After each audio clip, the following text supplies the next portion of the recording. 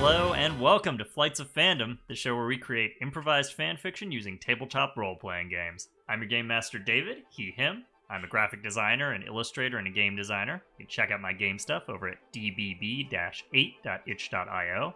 Also on Instagram and Twitter at dbrunelbrutman. And tonight, we are back in a galaxy far, far away for our last installment of the Star Wars flight that we're calling Longshot. Let me kick it over to my fantastic cast to introduce themselves to you this evening. We are going to start off with Hopper. Oh, that's me. Well, hello, everybody. I'm Hopper. I use they, them pronouns, and I am a professional arborist and game master based out of Brooklyn, New York. And if you want to find my bad hot takes, you can follow me on most places online under Failed Deadly. That is with a 3 instead of an E because I'm a bad person. And if you're looking for content I produce and or am involved with, you can find me under The Legend Tree. Also in most places. Except for fucking Facebook. Ugh. All right, rotating counterclockwise. We're going to go over to Puja. Hello, everybody. I am Puja. My pronouns are she, her. You find me over on Twitter at Puja, Pujabberwocky, everywhere else, including the Twitch chat tonight. And I am very glad to be back playing the Star Wars universe's favorite Shimbo. Don't fight me on that. Ahesha. And whose pronouns are also she, her. Great. And moving on over to Wesley. Hey everyone, Wesley here. Any pronoun will do. He, she, they, doesn't matter as long as it's with respect. You can find me around the internet at Horniest Lobster at most social medias. I am never very gets happy. old. It never gets old. Thank you. I appreciate that. Oh, right. The game. I am continuing to play the human Stitch, Dr. Gom Pilsnerg. Great. And we're up to Marcy. Hey y'all, I'm Marcy, aka Experimental Madness, which is the username you can find me most places around the internet, except for Twitter, where I do remain the resident cryptid, and I shall remain that way. I am back playing our Arcanian offshoot pilot / newly registered Force user, unofficial TM, Zethu Desh. All right, and with our cast introduced, let's kick it off, as always, with the opening crawl.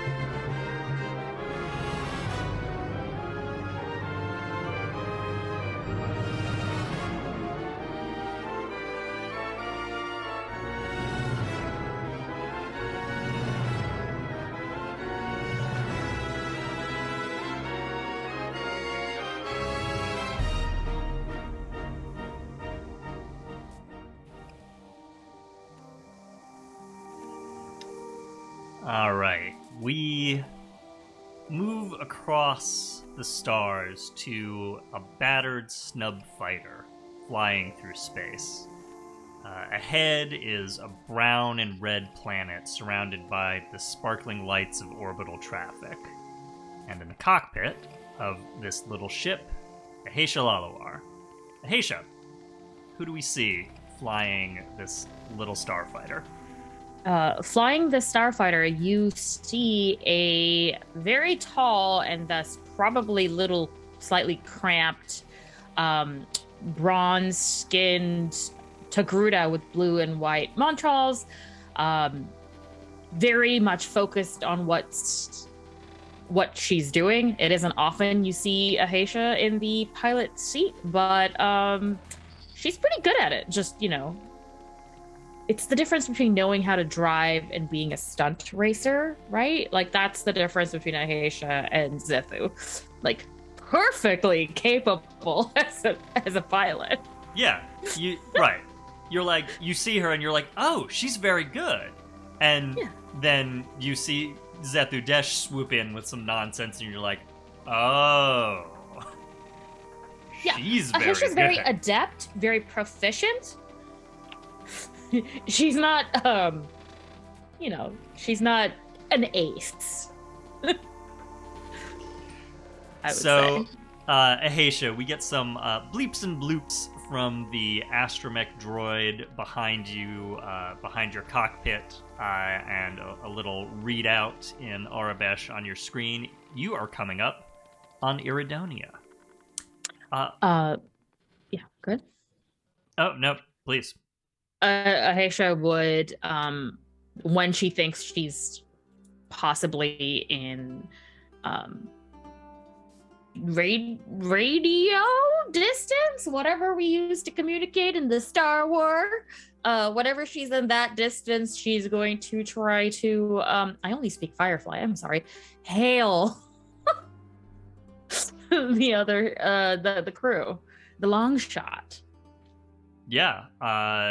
So you attempt to bring up the Longshot on your comms, and crackling to life. Who answers the comms in the Longshot, or rather, from the ground on Iridonia? Yeah, I think Zethu slams on that comm link. I don't think we have. I think I have a holoproj on my ship, but maybe I don't know if we're still on the ship or for somewhere else. But I'm probably just doing audio only, no camera. And you just hear Ahesha. Hey, you miss me? Thank the stars. Where are you? About to hit. Wow, I am completely in the wrong verse in my head. I was gonna say about to hit Atmo once again. Not the right verse. That's not bad. I'm about to come. Yeah, I'm about to come in on Iridonia. Great. You want to send me your coordinates? I'll come right to you. Uploading them to you now, and you should get them within seconds of her saying that. Sweet. Ahesha will quickly make her way over to where the crew is. All right. Everyone okay? Yeah, I mean, physically everyone's fine. But you missed one hell of a firefight. Damn it. That sucks. I hate that. Okay, well, we'll just have to have another one so I don't feel so left out. Well, when you get planet side and we fill you in, just be careful what you wish for. Okay. I think that is as good a line as any to wipe to a view of the main port city of Iridonia, the Zabrak homeworld. We see tall spires rising into this rust-colored sky dotted with starship traffic. At the ends of the city, there's this massive plastcrete wall separating the inhabited area from these rocky badlands beyond. And we see Ahesha's fighter landing at the spaceport. And we will wipe again to Spaceport Customs Control, where Ahesha, you are waiting in line, and you are waved forward to a desk where a New Republic officer who has been processing people all day looks up and asks you, Alright, can I see some ID, please? Ahesha passes over ID. Alright. She doesn't know not to. If there's a reason, no one's told her. Let me just run this.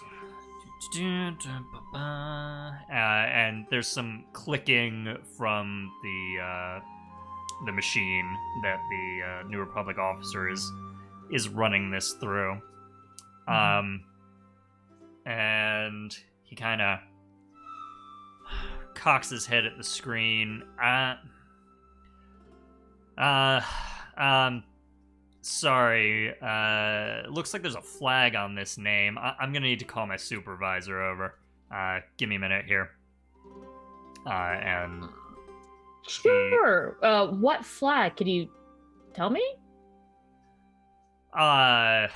Yeah, well, looks like, an Ahesha Laluar is, wanted by the New Republic Security Bureau, for questioning in connection with a fugitive. So, I don't suppose you know anything about that, I do already you? talked to them.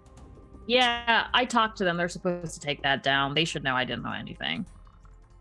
I love this. Let's get a roll. It sounds to me like you were trying to persuade this. I was. Sorry, officer. I don't know. My internet decided to freeze right then, but yes, I was trying to do that. Okay, Great. I've got 2 in persuade. It's not nothing. All right, so let's have a persuade roll. Your rating to start. I think this security officer is probably not level 0. So you are certainly not at a disadvantage. You exceed the level by 2, so you get 2 more. In fact. Ooh. Okay. And I cannot imagine any scenario where you would want to push yourself or take No. a bargain with the dark side on this one. But you're welcome to do it if we you got want. we got a 6, a 5, a 4, and a 1. Okay. Yeah, I mean, with a 6, this guy buys it hook, line, and sinker. And is like, oh, yeah, of course. All right. You know how it is. You know those. Yeah. All kinds of folks floating around the galaxy. People come into port, they go out of port. Information doesn't get from one place to another. We get flags like this all the time. It's no big deal. You know. I'm glad because, that could really ruin someone's day. Yeah, I know. I've seen it happen, and, you feel for these people, but, procedure's procedure. Yeah, I just, I wish folks weren't slacking. Right. Well, he hands you back your ID. I'll take that flag off your file. Thanks. Have a great time on Iridonia. Thank you. And Ahesha will give a little wink and walk on by. All right. And with that, I think we will cut to the crew.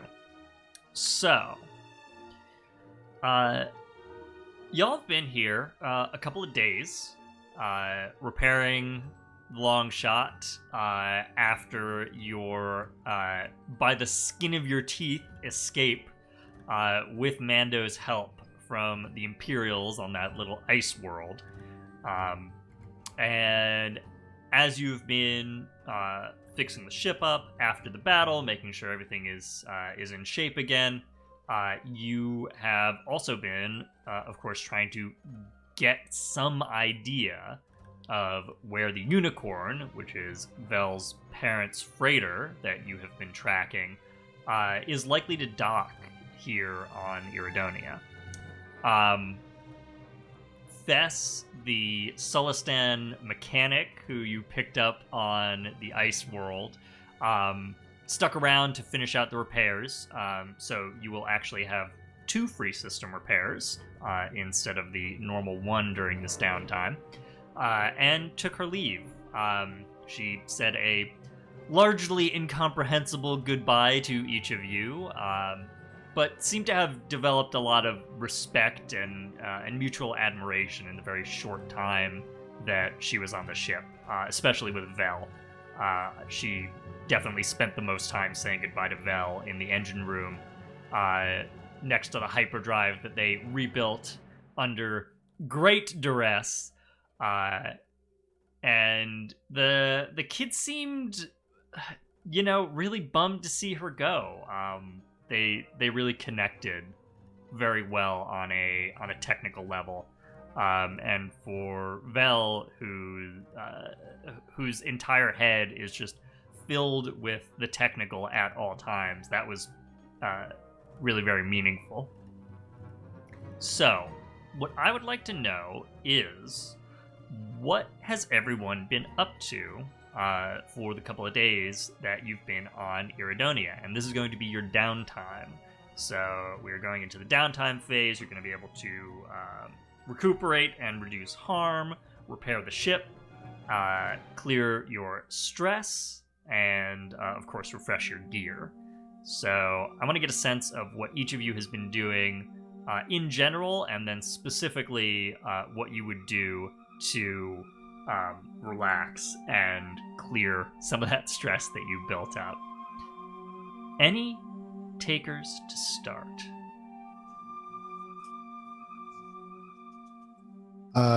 Was anyone banged up kind of exceptionally from last time? Any extra harm? Good. All right. Cool. From that, I do mean I still have one box checked in harm 1 and one box checked in harm 2. All right. But it's just one. It's not a full thing. Okay. All right. Yeah. In that case, I think Gom would not offer any help to Zethu unless she asks, because he knows Zethu. I think maybe a little mundane. I think the doc's gonna just like run housekeeping errands, like restock on like baking things from what Zethu, or not Zethu, when Ahesha gets back, baked up on just anything that isn't medical supplies, because he did that last time, and I don't think he wants to be in the ship at all right now. Yeah, so we get a little montage of you going around the city, doing some shopping. Stopping at the grocery store, stopping at Space CVS. How long are the receipts at Space CVS? Do the receipts come in a crawl? Yeah, it's just a full crawl. That's the Space CVS receipt. Amazing. Cool. All right. So, Doc, let's get a roll to see if you get into any trouble while you're out and about in the main port city here on Iridonia. I think you're going to be rolling with your I don't know. I think this might just be a D6. This might just be a straight D6. All right. 5. Okay, mixed success. So what I'm gonna hit you with is, Dr. Gom, we see you, we see you out doing errands. You're interacting with the local populace. You're in a street market. You are chatting it up with an elderly Zabrak woman who has a stand full of these boxes of I want to say like really spiky cucumbers. Like Right. I feel like all the fruits and vegetables here are just unnecessarily spiky because of the head spikes. Right. Yeah. So you are you're chatting with this elderly Zabrak woman. We see you go into like a corner store with a big like Arabesh neon sign hanging off the corner, and I think as you exit the store, and head back into this kind of market square with, you've got some space baskets with you. They're very Star Wars looking.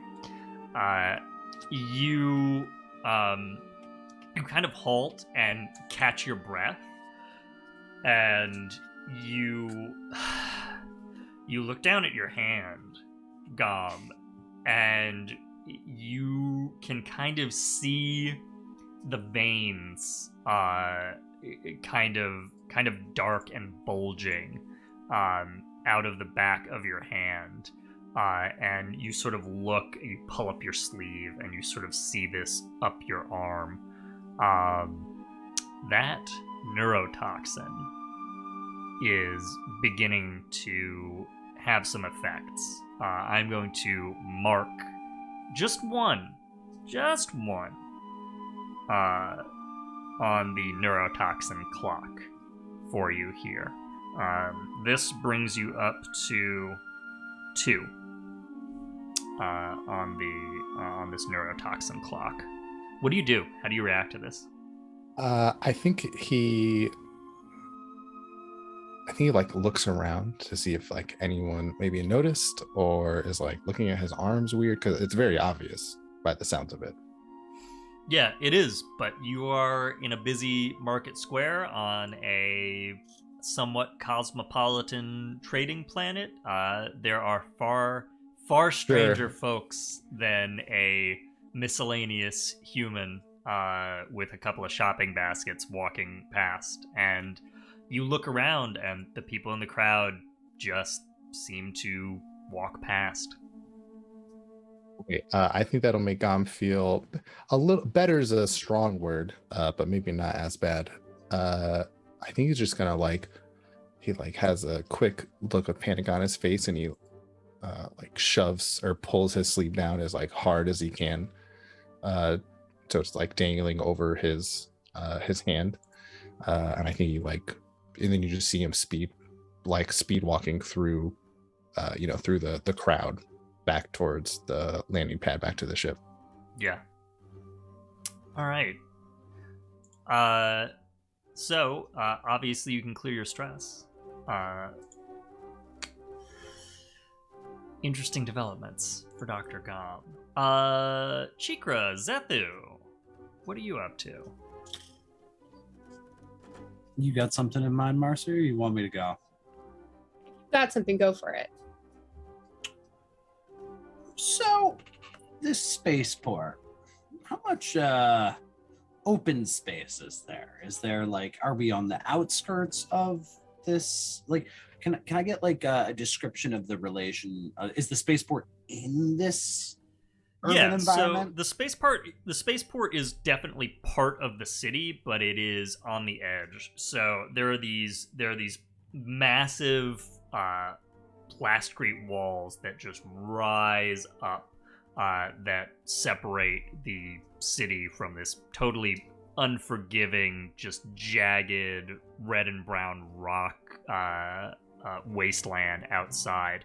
And the spaceport is sort of perched right on the edge. So and it's elevated up. So you have these sort of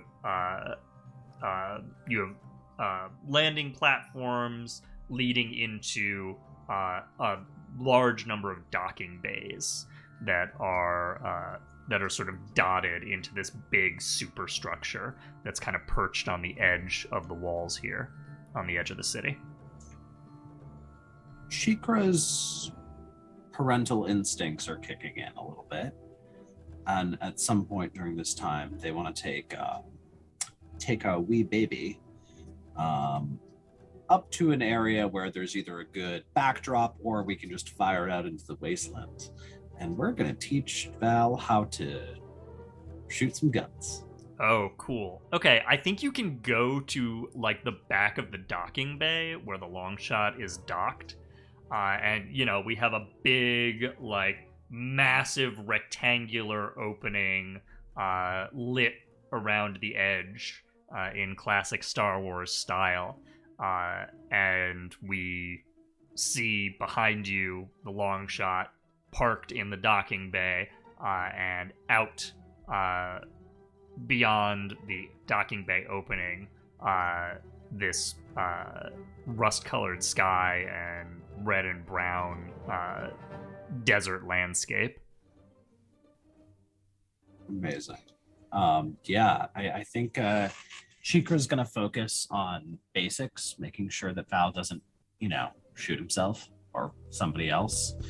Basic gun safety, but I think escalates pretty quickly to and this is a high-powered anti-material sniper rifle, and this is what we do with this.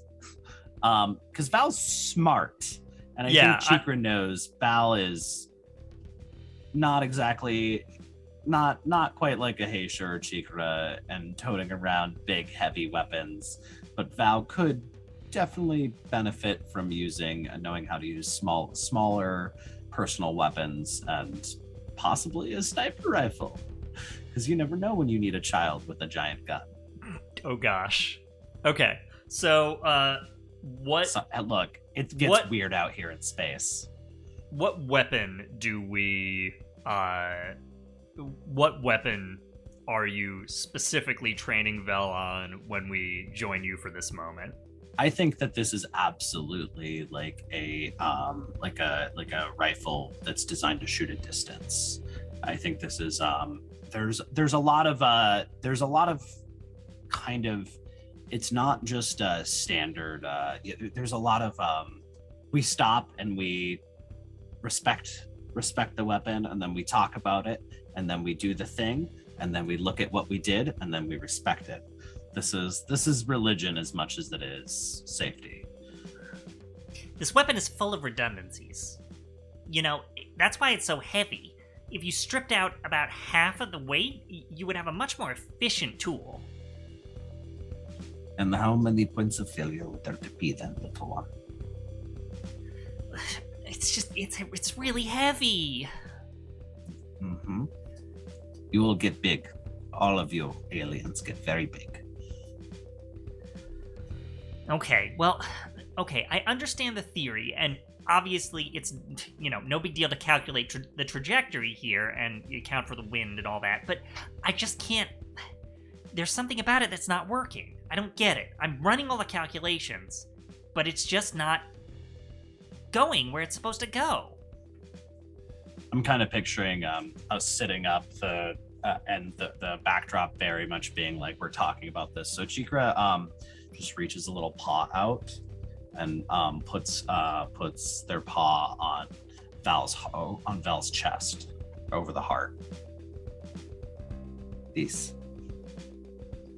is your problem. Your heart goes thumpity thump. I don't think I follow you. You are stressed and distressed, and it is making your breath come fast and your thoughts go faster, and you need to not think, and you need to calm.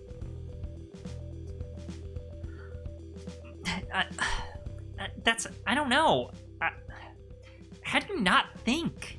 That doesn't even make any sense. Focus. Feel the blastcrete. Feel the air. Feel the redundancies in the rifle. Okay. What specifically have you been instructing Vel to aim at? I think that this is a very what's funniest? We're in Iridonia. I think it's just an amusingly shaped odd cactus like plant form. Yeah, okay. So it's a little, just like this little bulbous cactus way out on like the side, on like a little mesa that's a little ways out from the city wall. Vel takes a deep breath, kind of struggles to shoulder the blaster rifle, looks down the scope, and Cheekra. Let's get a roll. I think we're looking at your resolve score here. It's a single dice. Let's find out. I don't actually have any stress to clear, so this is all for that's a fucking 6 though. Fuck you. It's a completely pointless 6, but fuck you it is. Well, I don't think it's a completely pointless 6 for Vel, because he squeezes the trigger. We get a little choo-choo, and that little cactus just it explodes in a little puff. The inside was hollow, apparently, and it's full of some sort of dust. And you just see it off in the distance. And Vel like nearly forgets that they have a very dangerous weapon, and it's like, oh my, did you see that, Cheekra? Did you see that? I got it. And grabs the barrel. Yes. And just points it back out. Yes. Right. Barrel. Down all times. Right. Nothing that you would be willing to lose. Right. Wow. That worked. That actually worked. Cheekra gives a little chirp. I can't do Ewok chirps, but Cheekra gives a little chirp of approval. Yeah, and Vel, under that big mop of dark curly hair is a big old grin. It is like your little Bernie stick that you use on the electronics. Yes. Yeah, I think. Except you use it with precision. You respect it. It can burn. And you'll do the thing, and it does the thing, and then boom. I think I'm getting it. Yes, you understand how to use a tool now. I'm very proud of you. Zethu, let's get a little slice of what you have been up to the past couple of days on Iridonia. I think when they initially landed, Zethu spent some time trying to send a message out to the Razor Crest. Probably unsuccessfully. I mean, she gave it a shot, and she wouldn't spend too long doing that. She's pretty used to not having a crew. Like, even this crew is pretty recent, so doing stuff on her own, she gets that. If the Mandalorian like either ditched or is dealing with the rest of the imps on his own, that's his prerogative. She can only stick her neck out so far. Yeah. And the other half, I think she's been trying to find some information on the unicorn, albeit a little reluctantly. It's like she's kind of dragging her feet on it, but she wouldn't say that that's what she's doing. She's just been doing the bare minimum each day and dealing with this newfound open paranoia that's been wreaking havoc with her emotional stability while they're in this port city. She just thinks anyone could be a potential enemy. She doesn't really trust anyone's intentions, and she finds herself being jumpy and a little quick to anger. But she's fine.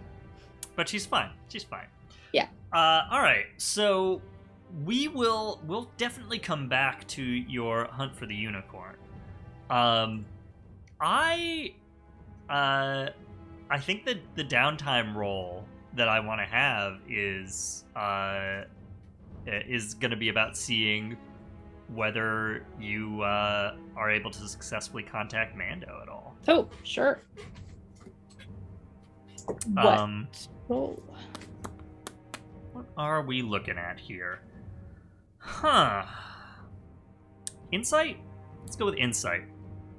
Okay, I got 1 in that, so that feels very fitting. Let's do it. All right, I've got a 5. Okay. Mixed success. So I think you don't get any real-time communication. But you've been, you sent your message out, and you've maybe sent more than one.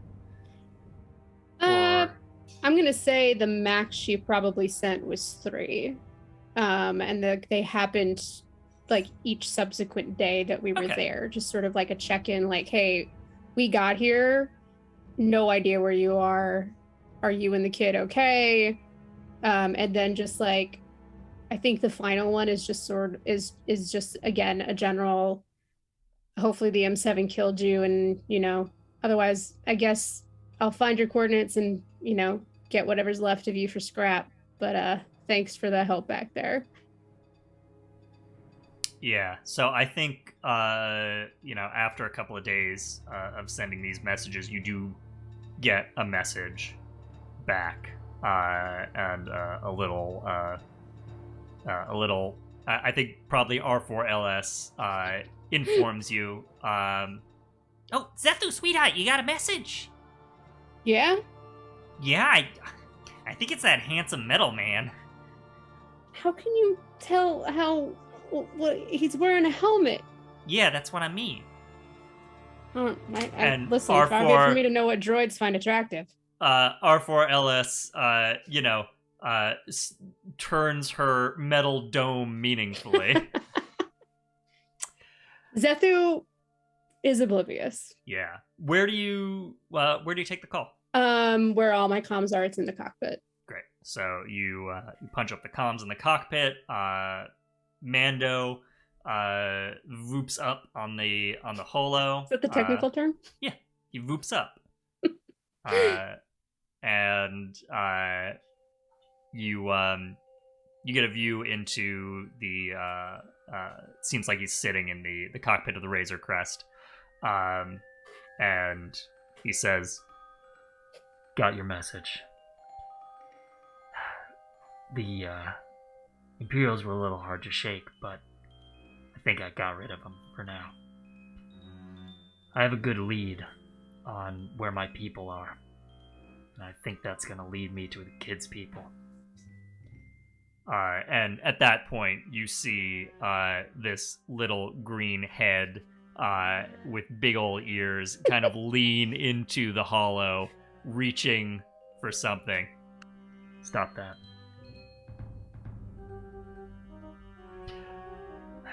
Anyway, I just wanted to thank you for your help. Maybe our paths will cross again. And that's the message. All right, well, at least they're alive. So Yeah, they are alive somewhere out there in the galaxy. yeah, Zethu logs that and is just sort of nodding to R4LS, like, all right, okay, everyone made it out all right. That's all I wanted to know. Now we got to make sure that we make it out all right. And I think that is the point at which Ahesha walks into the docking bay where the Longshot is. I will say at this point Out you there. are probably all back at the ship. So either on board or in the docking bay. So Ahesha, you let's say everybody's in the ship at this point. You've all come back from your various errands. And Ahesha, you walk up the ramp. Ahesha walks up the ramp, drops her bag as soon as she gets inside, and says, "Honey, I'm home."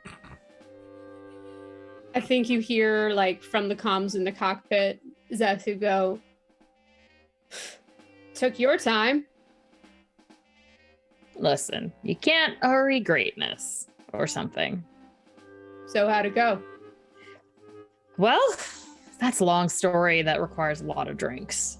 All right, I'll be right down. And Zethu comes down to greet you in person. Yep. So, firefight, eh? Tell me all about it. Also drinks, since she's gonna lead you and anyone else who's around into the mess and is gonna, get whatever liquor she's got available and start pouring it out for whoever wants it, except for Vel.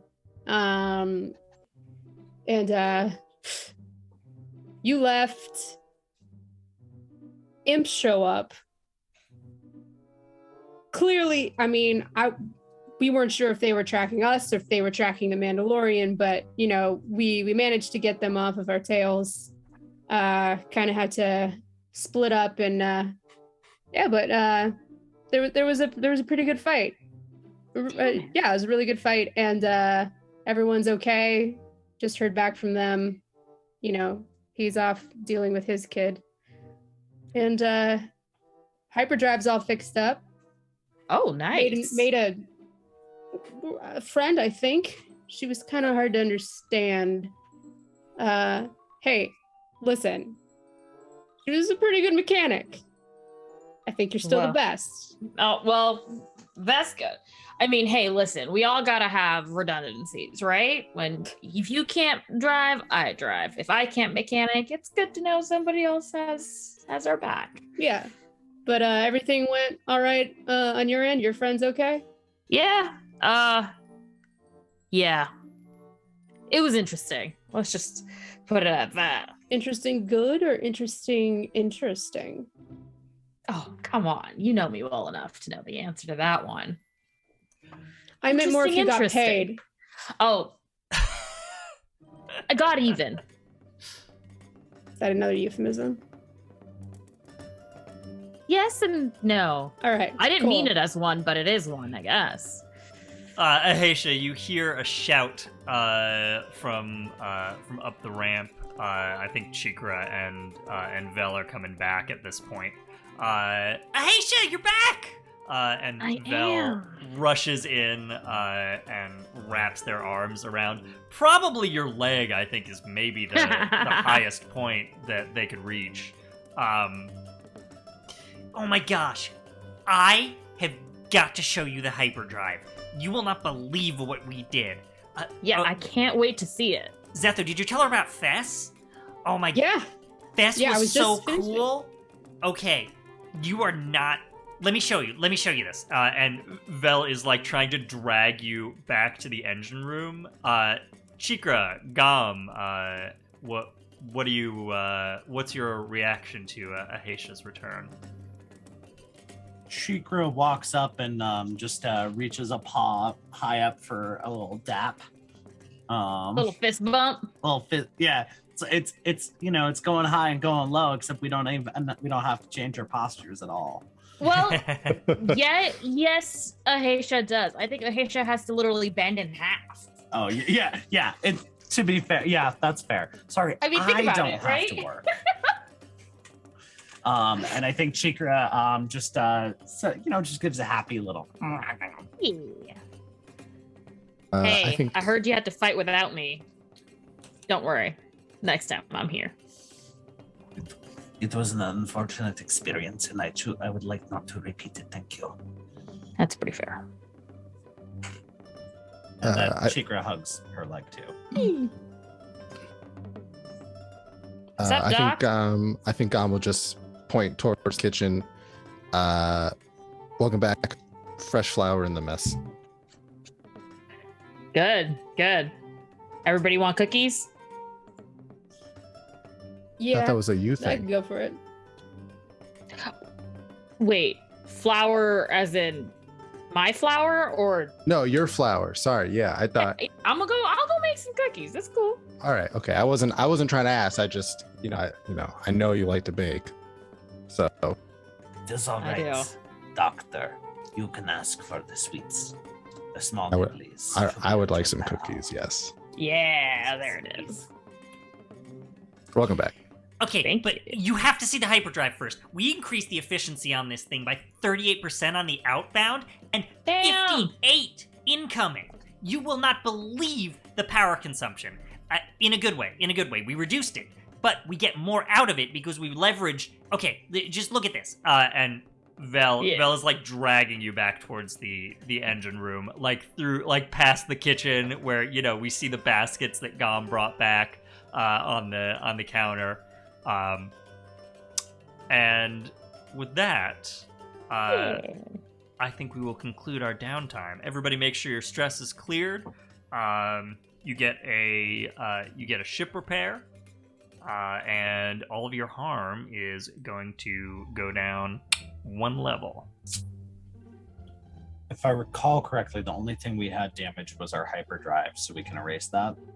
Well, We we can also had our technically- deflector shields take yeah. damage again. We can do well if you already had 2. I also have repair a second system during downtime, so we should be able to do 3 if you count Fess's help. So Yep. That should be Yeah, good. you can. I you think can we should be repair able to do pretty much everything. between Yeah. between Fess's retroactive help and Ahesha and your normal stuff. Cool. So you let's return to the search for the unicorn here. So Mando seemed certain that this ship would be on Iridonia around this time. So you've been trying to figure out where it's docked or will dock. How have you been doing that? We can montage some actions. We can play out some small scenes of you gathering info. Maybe you have a contact set up, somebody who would tip you off when the unicorn lands. What have you been up to while you're trying to figure this out, and what does that look like? What have you set up? I think, just reiterating, Zethu is doing the least. Like, she's doing an amount that looks like work for sure. Like, she has asked around. But in a weird way, I think she's being pretty distant between the kid and herself, and is trying very hard to both look and not look, but has been busying herself with her ship more often than not. Okay. So you're engaging in a slightly half-hearted attempt, but an attempt nonetheless. What about everyone else? I think Gom is going around and because we know they're, if I remember correctly, we know they're like merchants, right? They're traveling merchants, Yep. Right? I think he's maybe asking around, probably not like landing like the hangar staff, because that would kind of be sketchy, but like probably just asking around like merchants, asking like, hey, has the unicorn dropped any shipments off lately, or do you know when their next shipment will be? I guess innocently as possible as that could come across. Definitely not mentioning the kid. Yeah, so you're kind of like hanging around the spaceport cantinas, chatting up people who are going in and out, right? Yeah. Cool. All right, let's get a roll for this. I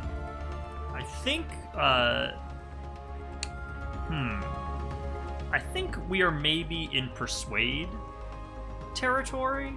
Sure, that makes sense. As you are persuading people to give you information. So Yeah, let's have a roll with sure. persuade. I am going to call this a fortune roll, so we are not going to treat this as an action. So just your persuade score for dice. Okay. That is a 6 and a 5. Cool. Okay, 6. Great. Yeah. So what specifically are you asking people? Let's say we can montage through Gom chatting up some folks in the spaceport cantina, and you have hit somebody who seems promising. Who is this person?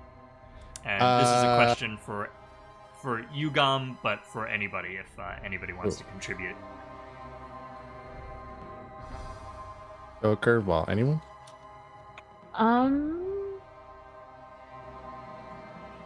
don't know. Maybe somebody who looks. Ooh, I'd love for it to be someone canon. Since it is the finale. We can do that. Yeah. I mean, I leave canon knowledge to y'all. Yeah, who would be here right now? Who would be here? We're on Eridonia 10 years after. But you said that there's New Republic agents here? Yeah. Wedge. Mm-hmm. Nice. All right. Yeah, you're chatting up Wedge Antilles. That's my good. son. That's good. It's my son.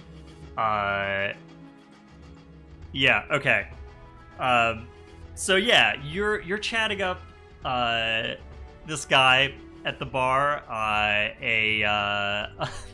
mean, an admittedly somewhat nondescript human gentleman who I think is wearing probably civilian garb, but like a pilot's jacket. You know, looks like somebody who would, in your experience of bounty hunters and merchants and other denizens of the galaxy, somebody who could either blend into a crowd or who could like pull out some serious shit. Like it could go absolutely either way. You're chatting at the bar. You're chatting at the bar with this fellow.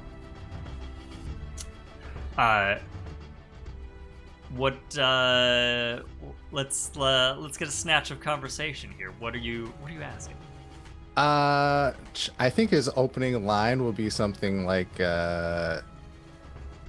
just purely based off his attire and obviously nothing else at all. Who like just order his drink, happened to be standing next to him at the bar, and while he's waiting, look over, just now notice his jacket and go, you a pilot visiting? Well, you could call me something of a pilot, yeah. Oh, nice. What are you flying these days? If you don't mind me asking. All kinds of stuff. X-Wing when I can get it. X-Wings, those are... I'm clearly not a pilot. Those are the ones that look like X's, right? Is that it? Yeah, X-Wings. Those are the ones that look like X's. You're a sharp one. Well, yeah, can't say I'm a pilot. I've sat in the co-pilot's chair once or twice, though. That was exhilarating when you jumped to light speed and the... crazy, right? Nothing like it. Nothing like it in the galaxy. Name's Wedge. Wedge. And she extends a hand. I think he's gonna go back to. Sorry, I'm looking through my notes for fake names we've used in the past. He'll send a hand and shake. Grud. Nice to meet you, Wedge. Grud. That's quite a name you got on you. Yeah, it was a family name. I was supposed to be named after my uncle, but whole story. You know what? That's like a 2 or 3 drink in story. Sure. Well, maybe we can get there. Yeah, and as the bartender brings him his first drink, he just immediately orders another round for him and Wedge. So, what brings you to this lovely world? Well, I am the medic on a charter ship. This is just one of our stops. Just refueling, getting some more supplies, stuff like that. Let people on the ship, stretch their legs. Not everyone's used to spend too much time up there. And also I was hoping to find a merchant ship called the Unicorn. I know they come around these parts and dock here. And then You're looking for someone he specific, probably knows. huh? Maybe. Truth be told, and he kind of like looks over his shoulder, mainly, honestly, to make sure like none of his crew is around, because he hasn't mentioned anything about this, and he like slips up his sleeve to show his like gross-looking arm, and he'll go, actually, yeah, there was a rumor that a merchant ship going by the Unicorn has the antidote to my little problem here. No kidding. My friend, I have learned more about you in 10 minutes than I learn about most people in a lifetime. You know, I've flown with guys 10 years. Never known this much about him.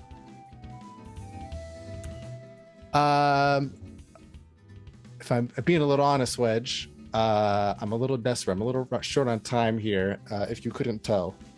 But I will always take a minute or two to hear some good pilot stories. Hey, well, I got a couple of them. But about your merchant ship, I'll do you a solid. I got some contacts here at the spaceport. I'll keep an ear out. What's your con? If I hear anything in, I'll hit you up. Yeah, you know what? Our ship comms are under repair, so I'll give you my personal, and so you can just hit me up if you need to do that. That'd be great. And I'm sure as he'll hand him, his data pad with his comm info up. As the bartender comes back with the second round, keep in mind Gom has not started his first drink yet. Orders a third round right away, as he is giving Wedge and Tillis his communication. And Wedge takes the info, and I think we pull out on Wedge saying, "Now, I got one for you. You ever been on an ice planet?" Just came from one, in fact. And we will pull back from the conversation as Wedge gets into some old stories. Cool. So you now have a contact who will possibly tip you off if the Unicorn lands at the spaceport on Iridonia. Is there anything else that anybody has done? Any footwork that anybody else has done here?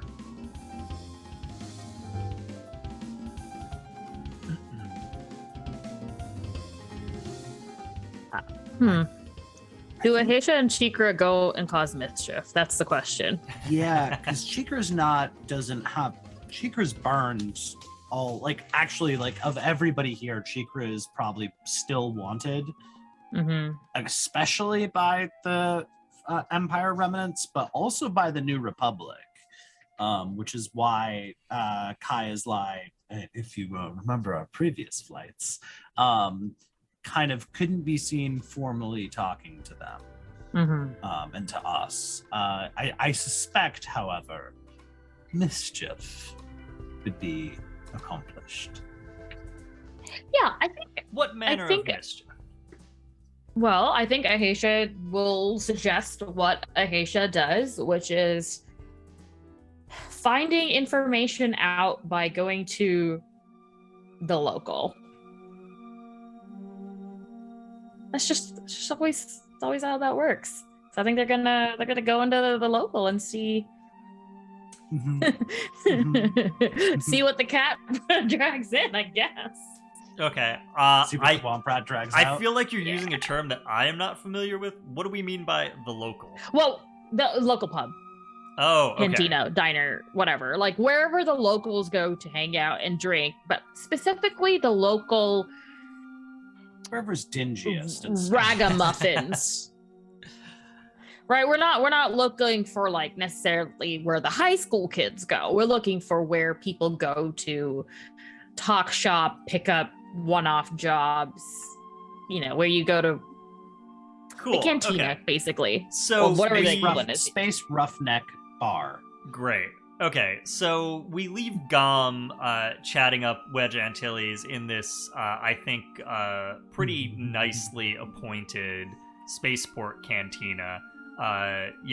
Everything, the lighting is well lit, the tables are clean, the droid behind the bar is very shiny, and then we cut to Cheekra and Ahesha on the outskirts of the city. You're down near the wall, near the edge of the wall, sort of in this winding area.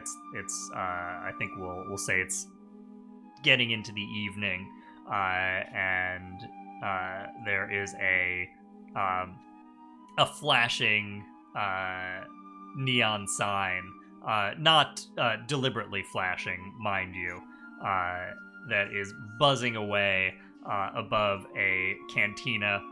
Our introduction to this place is, of course, somebody being tossed bodily out of the establishment and into the dirt of the street, where they land with a thud in a big, just mass of clothing and limbs, and this just jacked as shit Zabrak bouncer in a muscle tee, like a Star Wars muscle tee with ribbing, says, "And stay out!"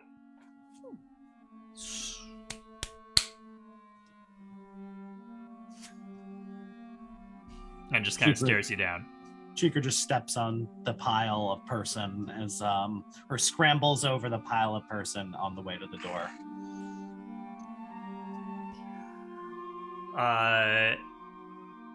The bouncer holds out a hand as he sees you approach. Whoa there, Chief.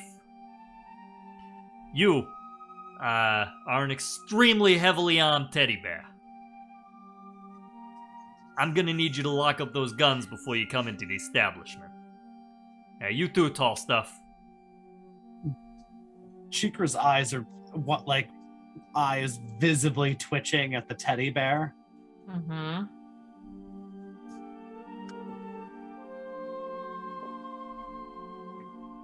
Ahesha just looks at Cheekra and kind of just bends down, so if Cheekra wants to get into battle position, Good God. they can. I think on principle, Cheekra. You're allowed to do it.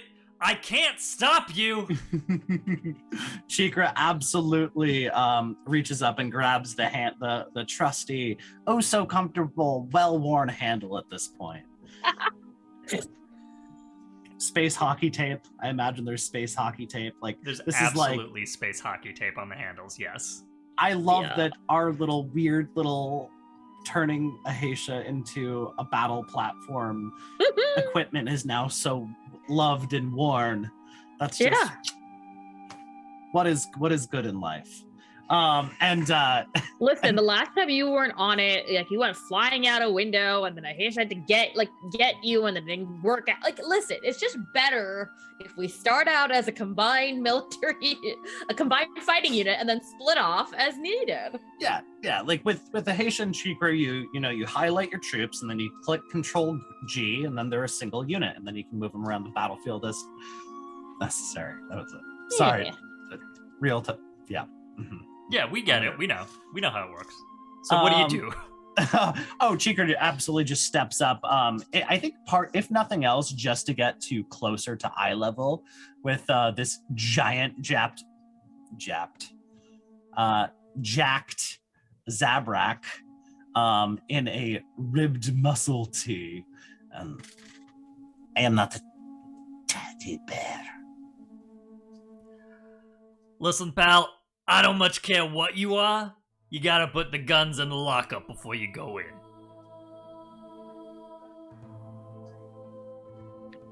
Should we put... I don't know. Ahesha takes off the biggest gun and puts it in the locker. Cheekra will pass down the heavy blaster. Heavy blaster. This is like, I'm picturing like one of the big fuck off heavy blaster machine guns that's been cut down so that it's not taller than Cheekra. It's like a sawed off heavy blaster. Oh no. Yeah. Okay. And we'll hand one thermal detonator to the bouncer with a look of slight malice. The bouncer just has this look of, what the fuck? A fucking thermal detonator? Really? As he places it in the locker. And says, all right, when you go in there, don't cause any trouble, and you won't have any trouble. You understand? Sounds good to me. Now here's your ticket. It is very important that you keep this ticket. I cannot open this locker again if you do not give me back this ticket. And he hands you a ticket. It has a little number in Arabesh on it. And then he stands aside and lets you enter the bar. Because Ahesha is not an idiot, she will take a picture of it with her comm unit thing. Their space cell phone. Yeah. All right. You enter the much seedier cantina on the edge of town. We see a classic hive of scum and villainy scene. There is a darkened, dingy cantina with hanging lights scattered here and there. There are figures of all shapes and sizes hunched over at tables, clearly discussing incredibly shady business over their drinks. In the back of the room, there is a full-on jizz band, because that's what they're called in Star Wars. Yes, Fucking they are. sorry. I didn't make this up. And if you didn't know, now you know. There is a jizz band. Now you know. Wailing away on this little platform in the back. I think people are like occasionally like throwing drinks at them that are smashing against the wall behind them, which is just like covered in miscellaneous graffiti. And you approach the bar. You can blame George Lucas himself for that one. You can. You And you legitimately can. He thought, oh, it's space jazz. We'll call it jizz. That's not a thing. Jesus Christ. So George. you might say it's space. It's space. Can't even. Oh no, I'm not saying it. Y'all know. Oh no. Okay. Yeah, I think Cheekra's just So- scanning the whole place, Yeah. just for fun or threats or both. Yeah. Ahesha's got an eye out looking for the she's looking for the corner where people seem the most. She's looking for somebody who looks like a mixture of both chill and relaxed, but also very aware of the surroundings. Like, So we're looking for Space Aragorn, is what I'm hearing. yeah, a space ranger, Strider, space Strider. That's what it is. Space It's not Ranger, ranger. there we go. That's his class. Cool. All right. Let's pick another character here. Who do you find? So we are looking at Space Strider. What species do we see? How many canon characters can we jam into this is the real question. Listen, Oh. if you go too deep, Wait, I've got thoughts, I but won't you're not know gonna what like they any are. of them. Wait, is our boy still alive at this point? Oh, I love that you were thinking what I was thinking, Hopper. That's frightening. Yeah, well, look, that's just how it be. Technically, I have no idea. Whatever, it's our canon. As in, like, I'm pretty sure he's not, but it wouldn't be the first time that's happened. It'd be like the fourth time that's It'd be the happened. fourth time that's happened. Now, And we who are on Iridonia, aren't who are we discussing? Doesn't matter. Unless you want to pull the trigger on that one, it's not going to be me that does it. I'm not going to pull the trigger on that. That's too dumb. That's Is too it, dumb. though? Is it? It's like the third time he's been dead. Yeah, we're like 3.5, really. What are y'all talking about? It'd be very obvious to our clearly genius context clues. Yeah, 3.5. 3.5 Sabraks. Dare we? Dare we? Well, he's technically 1.5, or half of one. Anyways, can we have Darth Maul show up? I mean, I Maul, can't sorry. say no exactly, God but damn it. seems No, we can't keep doing extremely this. improbable. Can we have? Oh no. Just I have at the other options. club. There's other options. There's other options. All right, who's our scoundrel? Who's our scoundrel? I don't think we should have Maul throw up. Show up. But also like throwing out. I don't think he can throw up. I don't think he has a stomach anymore. No, yeah, He but does half not. a Zabrak was a great context clue, and I'm very proud of us. Rogues Gallery. Who's not dead right now?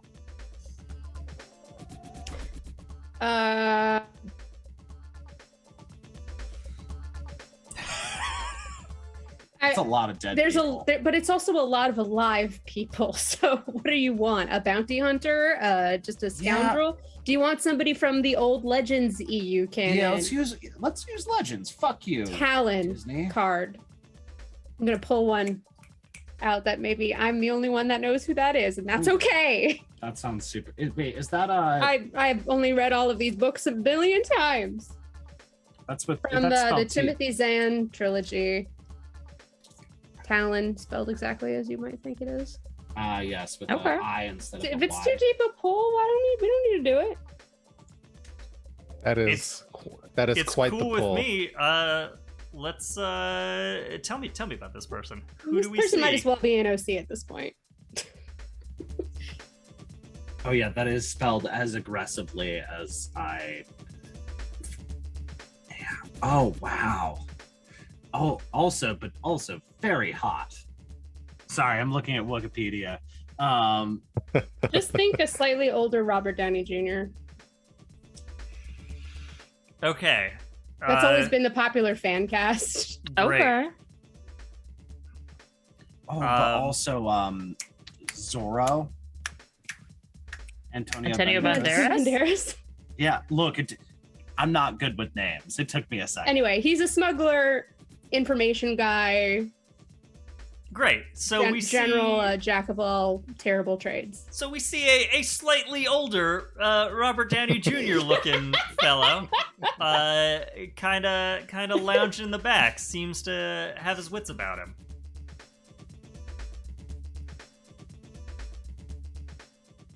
Ahesha will approach. And by proxy, Cheekra will as well. Well, yeah, Cheekra's just coming for the ride. Mhm. Can I Hey, help you? is the seat taken? I think it is now. Ahesha will sit down and I think just reach over and pull, do the thing where you like wrap your ankle around a chair that's next to you and like pull it over for Cheekra. We haven't been here in a while. You just look like somebody who knows what's interesting around these parts. So what's interesting around these parts? Yeah, I might know a thing or two. Depends on what you are interested in. Ooh. All sorts of things. Mischief. You looking for a job? We're looking for people. Wait, what is the set of skills that Vel spirits possess? They're merchants. Oh shit, that's not helpful. Also, what is okay? Has somebody filled Ahesha in about the unicorn? Certainly, Mhm. yes. I don't know. Do we start out? I We are don't think looking- Ahesha's too shimbo-y. What are you gonna say? Go ahead. Cheekra hands Ahesha a drink, Mhm. and as slides down her arm like a fireman's pole and lands on the chair, and then hands Ahesha a drink that absolutely just came off like a serving droid's thing. Yeah. He's just snagged. We are looking for people with information about traders that come through these parts. All right. And I look like a guy who knows something about that? You look like You know look like many a- things. And if you don't know, you look like a guy who can tell us who does know. Yeah, maybe. Your face is full of shenanigans. In a Thank good way. you. We like that. Thank you. I like this guy. They Tell are you pretty what. great. Let's talk credits. And I'll see what I can get you. Credits are good, but what about skill? Need any repairs doing? Or a contest? Or a contest? Oh. Oh. This one's in for mischief. I was offering good old barter, but nothing's wrong with a little fun. Let's get a roll. I think. Okay, so you are. Yeah. Cheekra's just think- giving Cheekra. trying to both look cute and non-threatening, and the result is this fuzzy little Ewok just looking up and like kind of going like, it's not great. It's like when a dog's lost a couple too many teeth. Mhm. And his eyes are bugging out. It's just like, I'm still cute, right? Yeah, yes, you are. All right, cool. So we're looking at fortune roll. I think Cheekra, it's probably with your persuade. Ah, yes. So I will start with disadvantage. And I think you get a die from Ahesha for aid. So Yeah. be rolling one dice. Oh no. Right? What would be the devil side dark side Fortune burger roll. here? Just yes. straight up. Ah, We are not getting into action. I shit you not, that's another 6, and it is the dice that only rolls 6s and 1s, apparently. Yeah. Blame Marcy, Alright. she's the one that gave it to me. Great. We'll do it. So, yeah. So, Talon kind of looks you up and down. All right. What kind of a contest? I was considering arm wrestling. I am just a small Ewok, but I'm sure I could attempt to do something. He kind of looks around at the folks that he's with, like, really? Are we sure about this? Trust me. They're more than they look. All right. What is the I'm matter, game. my friend? What are the You stare- terms? You give us the information if I win, and we fund your drinking for the evening if you win. And your friends. That sounds like a wager I'm willing to take. And he plunks his hand onto the table. Cheekra, I think grabs whatever nearby items to kind of stack the paw up to the point, which one would note would give them a disadvantage, except for the fact that Ewoks are ungodly strong. They're nasty little nightmare muscle machines that are stronger than humans. And just kind of gives another little fucked up, crazy-eyed snaggletooth grin, but like friendly. Yes, this is good. All right, and you begin.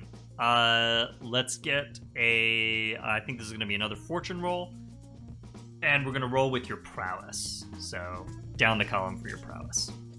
Okay, so question: can I get an extra dice for using Unstoppable? Or no, because it's a fortune roll? No, we're doing a fortune roll. So, okay. Yeah. No action It's roll. just moves. 2. Alas, it's a 4 and a 1. Well, technically, it's a 4 and a fuck. Okay. So a mixed success. So I think what happens is you have almost got this guy, and he surprises you at the last moment. You know, you're sort of like, you can see there's the initial sort of like, okay, I have to like go easy on this little guy for a little bit in order to like make a good show of it. And then he very quickly realizes that, oh no, I have to do this for real. I have to put this all into it. And he just barely manages to get your hand over. And there's that like last moment where you're just like tenaciously holding your hand just above the surface of the table before he kind of just puts one more, oomph. One more burst of effort in, and slams your hand onto the table. Woo! Pal, I'll tell you what, I have not had an arm wrestle like that in, I couldn't tell you how long. You are not to be trifled with, my friend. Despite losing, Cheekra looks very, I think his fur is a little bit stuck out, but looks very pleased with the just raw force conflict. Yes. Yeah. Oh. Wow. All right. Well, hey, you know what? Drinks are on you. But I'll tell you what. You you impressed me something fierce. I'll see what I can do about that information you wanted, huh? Nice. It is a pleasure to meet you. What is your name, by the way? Talon Card. Pleased to meet you. A pleasure to meet you as well. This is Ahesha. Yeah, and I think you actually maybe you grasp hands in the exact same way as the arm wrestle. Nice. And then you do it, and then you flip to a shake. So I am going to dock you a credit because you have bought drinks for Card and his people. I've had nights like that. He agrees over the course of the rest of the evening to essentially do an active search for incoming ships for the Unicorn. Mm-hmm. And I think it's a couple of days. Maybe like a day or two later, you are all back on the ship. And you get a ping. Initially from Card, who sends you a message. Ship designated Unicorn coming into port. Should be here tomorrow. And then Gom, you get a message from Wedge, who gives you this information.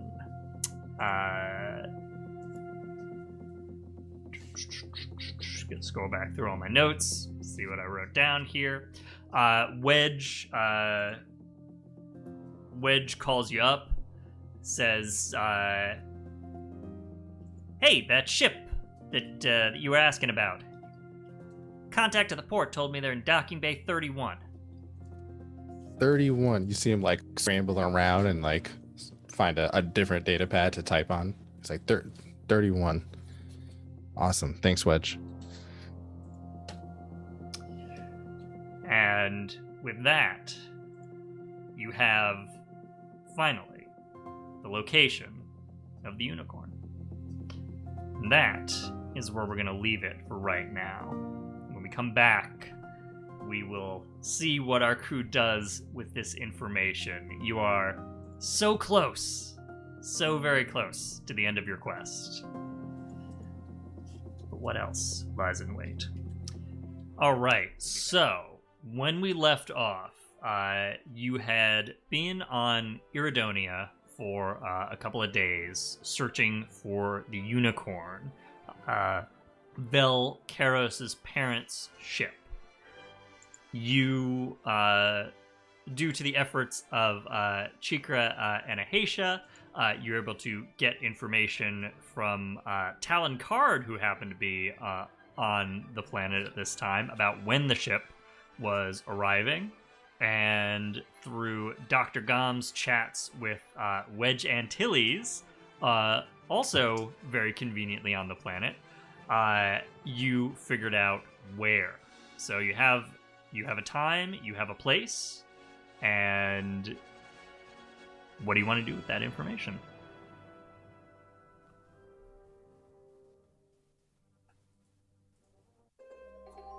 We should go there. Without the kid first. Probably smart. Yeah. Leave the kid on the ship. Yeah. LS will should be able to make sure nothing happens. Should Oh they boy. be Okay, I will watch the kid, but he is a handful, alright? Listen, I will do anything to protect this kid. I'll donate servos, whatever you want, but you can't leave me alone with him for too long. Look, we're just gonna go there, make sure the information you all got, matches up, and there aren't any surprises. If everything looks good, we'll come right back. Yep. Should they be off the ground in case they need to run? Well, then we can't run. Keep the I know. engines hot. I mean, I can hotwire any ship we can find, but then you might have more trouble than you want. I will point out, looking at your sheet, you have a shuttle. You have a shuttle Well, the one, that yeah. is attached to your ship. Is that what Ahesha took last time? No, you And took what it you actual. came back you took on? it Yeah, fighter. interestingly, no, because I it took doesn't an have a actual fighter. hyperdrive. But Oh, okay. you do have that. You do have that shuttle that. So is, maybe we docked keep to the shuttle. Longshot. Maybe we keep LS and the kid in the shuttle. Although if they need to make a break for it, them having access to the hyperdrive might be better. I can get us anywhere in that shuttle. Hyperdrive, Okay. be damned, I don't need it. But Yeah. I don't know. We can That's probably- retreat to Geode if it is necessary, and we can return. Be a long trip from here, but I mean, I can get us to the nearest spaceport if we need to outrun something. And Pick up a bigger ship there. yep, Okay. How many people can fit in the shuttle? And is it 4? Oh, Cheekra can sit on somebody's lap. Yeah, I mean, I don't see any particular reason that, like, more than 4 seems like maybe we're starting to get into, like, fudging it territory, but, Mhm. like, 2 to 4 seems reasonable for Yeah. a Yeah. small shuttle. Ahesha's big, Yeah. but Cheekra's fucking tiny. So like, Which is why I averaged us before. Yeah, exactly. Right. An average of 4 people. All right, kids, here's a math problem for you. An Ewok, a Togruta, and a human, and Arcanian Offs, you all want to get on a shuttle. I think that's one of the No, word this is what problems that they they banned in were. Florida. No, that's critical species theory. Oh god. That's what the Empire keeps boy. trying to ban. Word. Actually, not a joke. That's the sad part about it. That actually sucks. That's Um, None of it is a joke, unfortunately. the, All right. life so- is hell. so The plan I is y'all are taking the shuttle to the docking bay that you've been tipped off the Unicorn is landing in. yeah, and we'll leave the kid and LS on the actual long shot. Okay. So are you actually going to fly in through the docking bay, or are you going to take the shuttle to elsewhere? And We're already in a landing bay, because so you're we could already just walk. you are already Yeah, we docked should at a just different walk. part of the spaceport. What I'll do is I'll disconnect the shuttle from the rest of the ship so that if one needs to go, they can just get the heck out of here. Okay. So Longshot and the shuttle are both going to be in the docking bay. Yes. Okay. But if like LS, so I've disconnected them. So if LS needs to take Longshot into The orbit, shuttle will be left the behind. the shuttle Great, will remain. Great. Okay, cool. Awesome. So, yeah, you've set that up, and you're heading for the docking bay. Yeah. All right. So, you walk your way. You make your way through the spaceport, and you enter docking bay 31. The doors hiss open, and you step inside. It is extremely similar to the docking bay where Longshot was docked. You have a pretty big, both wide and tall space, which is open at one end with this big rectangular lit opening.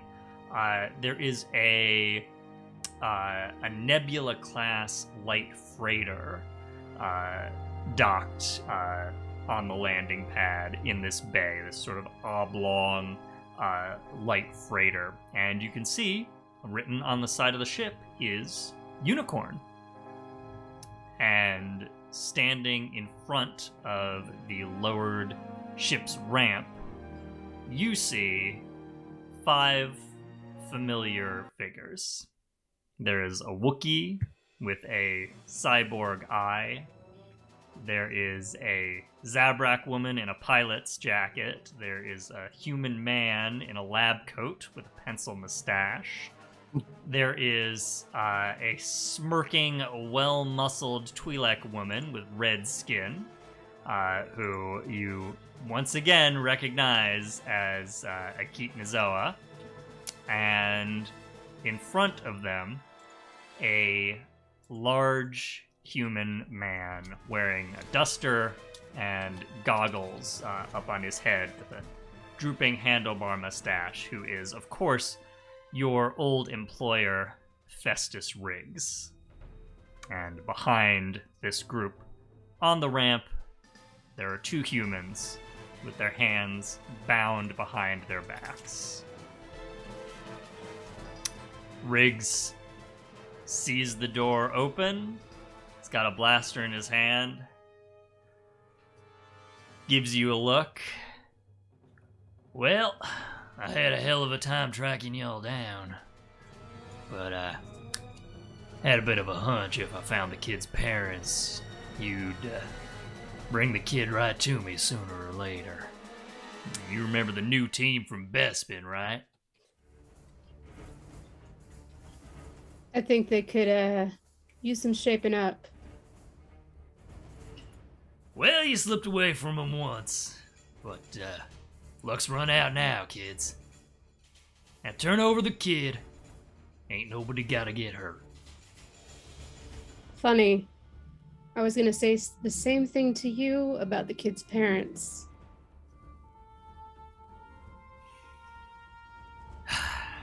Come on, Zethu. You and I done plenty of jobs before. You know, it's just business. I want to make my creds. I thought you wanted to make yours. Thought y'all wanted to make yours. And, now you go running off trying to cut me out of the deal. That ain't fair. No deal here, Riggs. Things have gotten a little bit more complicated than that. I ain't seen nothing complicated. Only complicated thing I see here is, I ain't got no kid in front of me. And that means I ain't got no bounty. And that means I ain't got no credits. So, what do you propose we do about this, crew? And he's just sort of tapping his blaster pistol in his palm as he's speaking. What do you do? Riggs, I'll give you 3 seconds to rethink this. Now, you've seen me in action before. You know I get the job done. And the rest of my crew here, well, we've left quite a trail of bodies in our wake to get here. And just between you and me, I've picked up a couple of new skill sets along the way, and you really don't want to find out what they are. So why don't you just go forget all this ever happens and find yourself another job? You know, live to hunt another day. Zethu. Sounds like you're trying to command Riggs to stand down here. Yes. So let's get a roll for this. Yeah. We are starting, of course, with your rating in command. You are level 2, and Riggs is level 3. So he has 1 level on you, so you're down 1 die. And that is the situation as it stands. Do you want to push yourself? Do you want to talk about a dark side bargain? Cheekra, do you have aid to offer? I would like to assist in this. By casually, you know how like you take like an apple and you rub it on your shirt to kind of clean it. I'd like to do that with a thermal detonator. Nice. Cool. Just like casually polishing yeah. a thermal detonator on my fur. All right. So you can take 1 stress, Cheekra, to assist, and you have another die added to your pool. All right. Zethu. Back to 2. You good with that? Am I? I'm gonna push myself rather than start hearing the dark side just yet. Although I'm already hearing it. Don't need to hear a bargain to already hear it. But let's go for 3. All right. 3 it is. Roll them up. Oh, 2 5s to start with, and a 1. All right. 5 mixed success. Mixed success. Okay, so Riggs is not going to stand down, but you are going to get something here. I think maybe you intimidate one of the other bounty hunters here. We will say the human man in the lab coat, the one who Gom, you are now realizing, or you probably realized instantly, injected you with a deadly neurotoxin back on Cloud City, and the guy sort of weasels his way up to Riggs, and kind of gives him a little tug on his shoulder. Riggs, don't. And he's whispering, and Riggs is like, "What the hell do you mean? All right, you can leave. Says one less person who gets cut in on this deal." "Yeah, you can go." "Nah, man, You do whatever you want. You ain't gonna get paid, though. Okay, no, I ain't hiring you again for shit. Get out of here. And Riggs kind of pushes the guy forward, who approaches you, all blocking the doorway, with his hands raised in the air. Okay, I just would like to leave if that's all right. I'm not in it for this. I just wanted to make a couple of credits, and this is a little hotter than I anticipated. Gom cuts him off. I saw and, what you did in Cloud City. Gom grabs his sleeve. Yeah. And like gently pulls him in close to him. Okay, now this gentleman is very angry at me, probably for well, there's a number of reasons. He leans in and he, as quietly as he can, he says, "How do I get the cure?" And he like flashes the arm he's grabbing his sleeve with. He like brings it back just enough to like hope, if people can see it, they can see it. But he's hoping that only this guy can see it, and he's just trying to keep it close. Yeah, cool. Gom, give me, I think we're talking about another command roll from you. So, you're going to start with your command. Okay.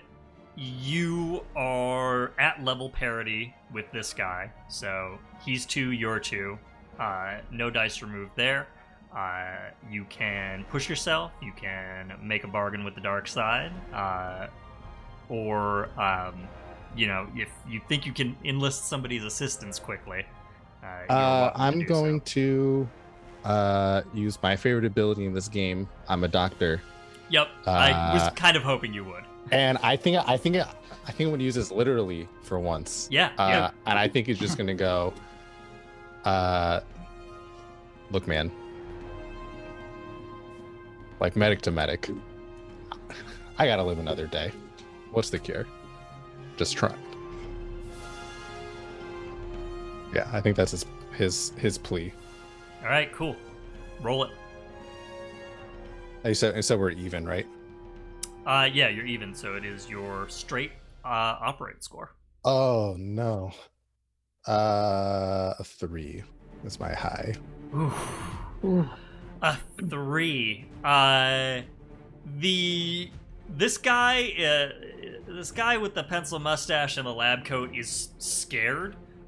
He's clearly freaked out. And he says, "Oh no. There's not a cure for that, doctor. I guess. I don't carry around cures. I carry around He poisons." doesn't even let him finish. He like, not like to shove him down, just like shoves him away and says, "Get the fuck out of here." And he just goes back to paying attention to whatever they're doing. "You're gonna need another medic, friend. Not this one." And he, with his hands up, kind of backs his way down the spaceport corridor. Anyone else here? Hmm? Is anyone else here in this particular area? No. It is... I'm gonna shoot him as he runs. Oof. Brutal. Give me a skirmish roll. We're at parity. You are at level parity. You push yourself, take a dark side bargain. Those are options. I just feel disdain for this person.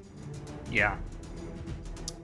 Gom, I am marking for the 3, 2 ticks on the neurotoxin clock. It's scary because we don't know how big that clock is. Nope. Oh, I told you how big it was. It's 6. No. Oh, now you told us. Now it's scarier. Well, speaking of sixes, Oh, yes. Speaking of Ooh. 6s. I did roll 1. Okay. I mean, a 6 will do it. You take him out. I think you're shooting him. think he's completely defenseless. Yeah, Zethu sees Gom push this cretin away and is just like, without even like taking her eyes off of Riggs and the rest of them, just angles her arm back and just fires a blaster shot. Yeah, Before center returning chest, like perfect aim, and he just crumbles with a slightly burning blaster hole in him. Riggs also seems unfazed by this. He kind of cocks his head like, "Come on now." Can Cheekra take the opportunity of this event to kind of I'm gonna use an ability I haven't used very much because usually I just do things. Yeah. But can I gather information on a weakness or a vulnerability in this crew? Yeah. I think Cheekra's in full on like, oh, we're about to do murder, and it's rare that we get the chance to kind of stalk or observe before things go to shit lately. Yeah. Cool. Sounds like a study roll. So you're starting with study. We're gonna say Riggs level covers the crew. So you are down 1 for the level disparity. Push yourself. You take a bargain with the dark side. What do you want to do? Just out of curiosity, what's the bargain with the dark side? Dark side bargain.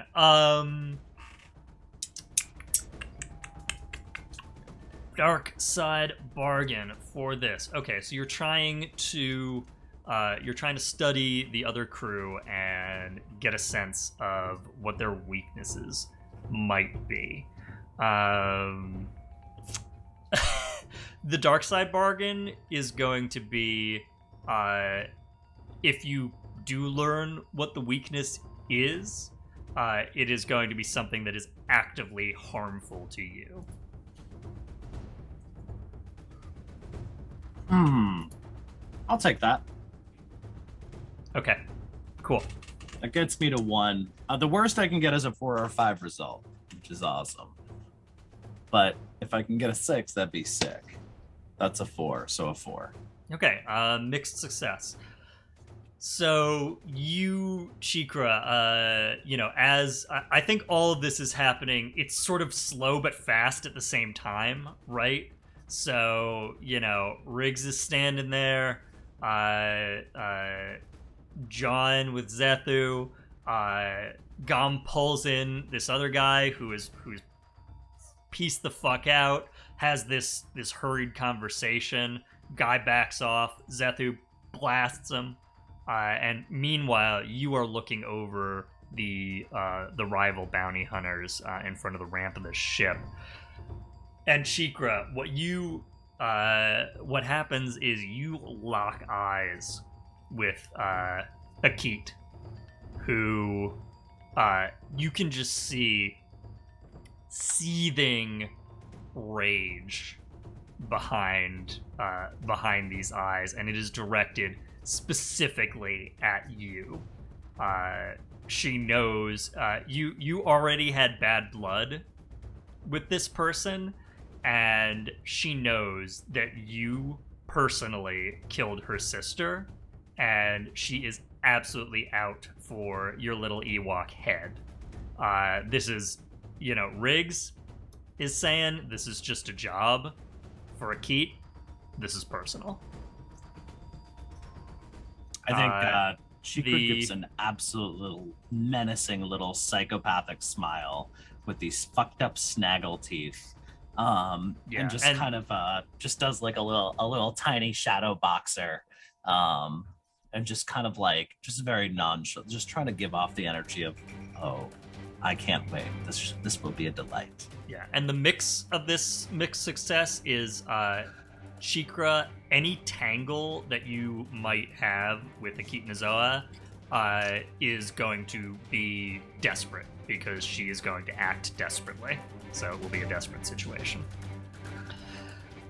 Ahesha, what are you doing during all this? Ahesha is slow. Well, she's very large, but everyone seems occupied.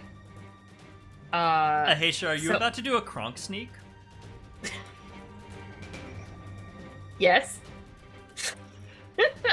This is very good. Please proceed. Yeah, I'm a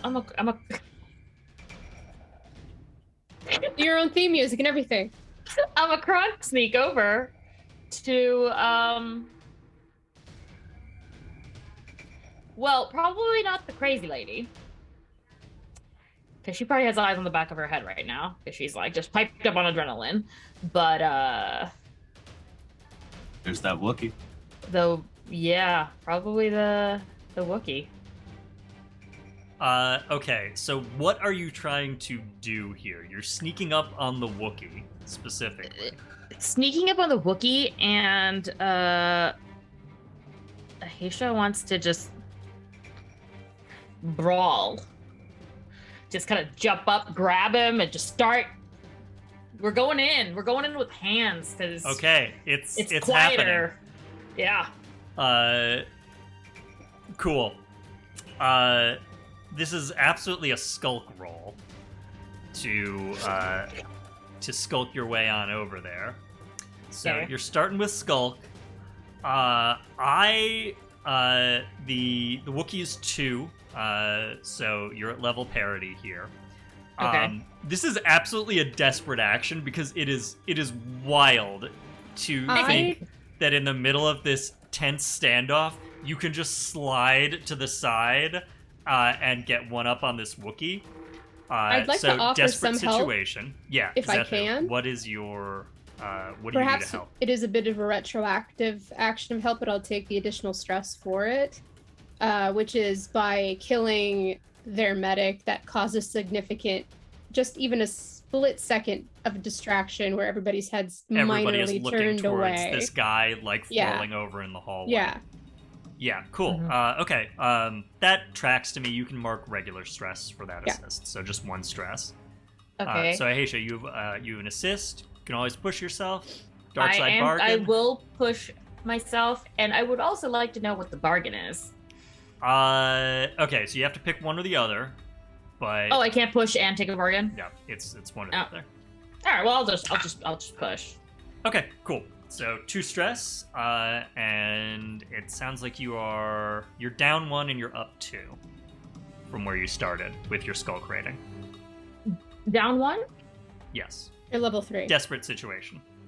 Oh, desperate makes you down. I haven't rolled desperate in so long. I Yeah. forgot that you go down. I'm trying to remember the rules of the game that I, not wrote but hacked. It's a 5. Okay, mixed success. Cool. So, I was down to 1 die. I think Ahesha doesn't have a skulk rating otherwise. You Yeah. see? Yeah. So I think this is going to be a success, but you're going to get hurt. Simple as that. So everybody's heads turn to watch this guy crumple in the hall beyond the docking bay blast doors. Riggs is like, well, you save me the trouble of doing it. Hey, what happened to the big one?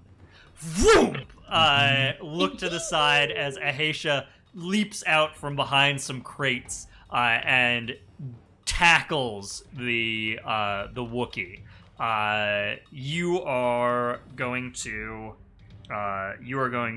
do damage here. That will fill up a segment in the clock, and you are taking damage as you leap at the Wookiee, grab the Wookiee, and the Wookiee grabs you and is going to, is surprised for sure, but is going to turn you around and slam you onto the concrete of the docking bay. And that's going to be 1 level 2 harm. Level 2, damn. Okay. So Wookiee. Yeah. I know, but I'm on Ahesha. Would it be possible and for... Riggs just goes, hell, and retreats back to the ramp. Cheekra. Would it be possible to use this opportunity to attack since Wookiee Yes. just slammed Absolutely. Cheekra's battle buddy? Mhm. I think What do you do? Cheekra is going to unload just use this opportunity for all eyes. Presumably most eyes are focused on the giant person fight. Yep. I think Cheekra wants to take advantage of that and unload with sawed-off heavy blaster. Cool. Who are you targeting? Or is it just a full spread? I think this is more an intent to give everybody else help. Okay. This is suppressive fire. Great. Give me a skirmish. Give me a skirmish roll. I think again you're doing this at the group at large, which is Riggs, so you're down 1. And that's where we are. You can push yourself, any of that fun stuff. I think that what this looks like is we just see Cheekra very dramatically walking forward and just unloading, getting closer to Ahesha, providing covering fire to keep them from hitting her. So I will push myself to get the dice back, so I will be rolling with 3. Wow, that sucks ass. That's a 4, 3, and a fuck. Oof. Okay. Mixed success. So you are going to kick an assist over to the next person who acts, but you, I think, are, I think you're gonna have some harm coming your way. What does this look like, Cheekra, as you unload? Cheekra is absolutely drawing all attention, just drawing all the aggro, walking forward, like holding this laser gun that should ostensibly be too large and too unwieldy for a little furry fucker, and just absolutely spraying down the whole area with very deliberately just all eyes on me, motherfuckers.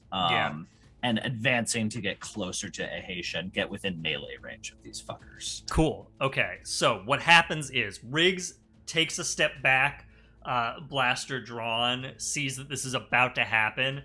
Cheekra, you unload your blaster, and Riggs dives back towards the ramp, sort of covering and pushing off the ramp the 2 bound humans that are on there.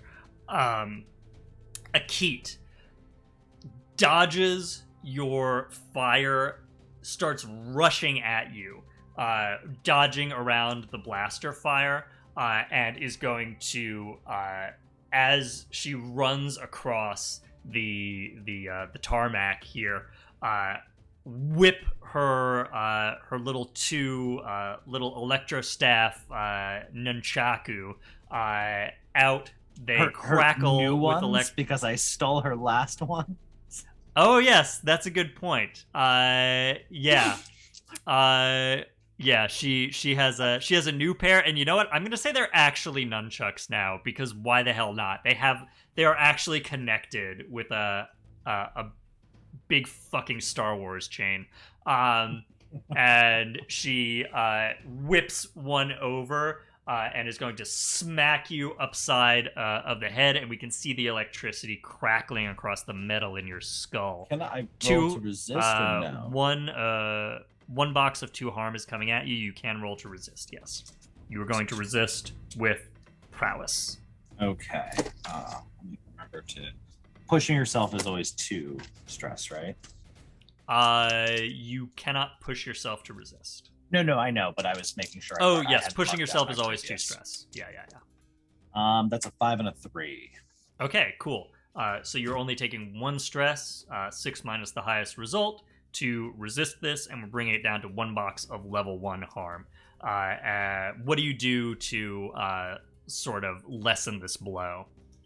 So I think this literally, we see Cheekra just kind of as this happens, like the sling on the heavy blaster just flips it around and dives to the side, kind of rolling with the impact. Little paws going for those blades. Yeah, and you roll, and we see that just those little sparks sort of crackle away. You are hit, but you're certainly not down. I'm taking 1 point of level 1. That's correct. Yes, 1 box of level 1 harm. Zethu. Just for math, Yeah. for anybody watching at home that gets butthurt at me, I also reduce my harm when I take, or I reduce my stress when I take harm. Great. Cool. Zethu, what are you doing? Chaos has just broken out. Yeah, I see that. War were declared. Yes, more were declared. I see that Riggs is trying to back out of the fight, it looks like, just a little bit. And I'm just gonna be like, no. You don't get to run away from fights that you start. And I'm gonna just hold out a hand and try to hold him in place. Cool. Sounds like we're looking at a roll to attune to the Force. Yeah. You gotten are better at. Yeah. You're starting with your attune rating. You're down 1 for Riggs, who's got a level on you. I am gonna call this a little bit of a desperate situation. This is All right. Yeah. You're pulling out some moves.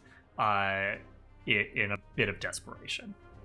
So you're down 2. All right. I've got one more dice. Let's hear a dark side bargain before I decide to push myself here. Dark side bargain. Okay.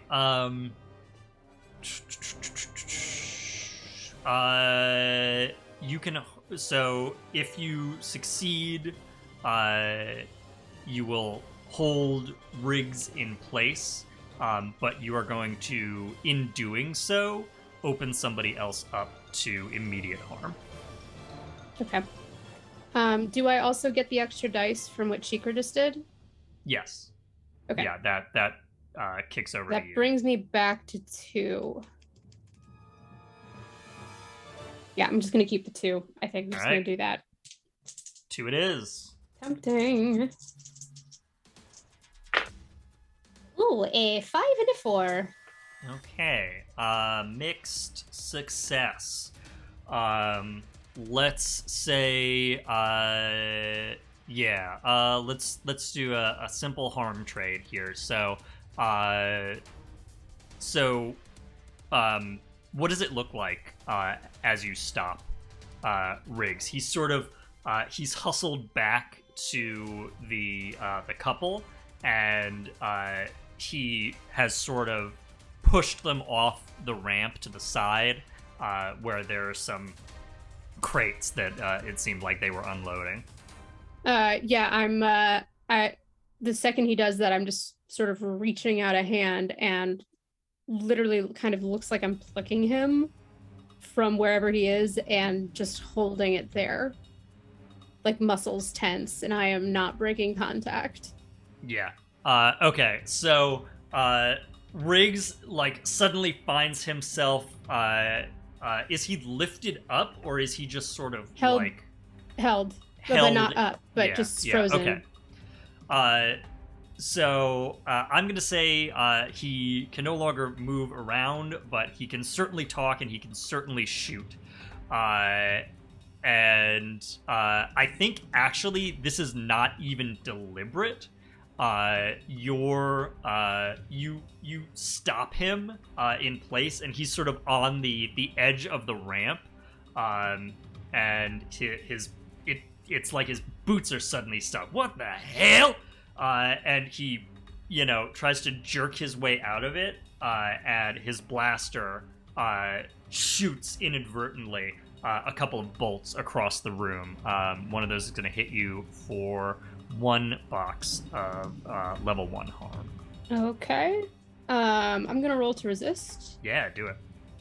You are resisting with prowess. Right, that's 2. Oh, that's a 6 and a 3.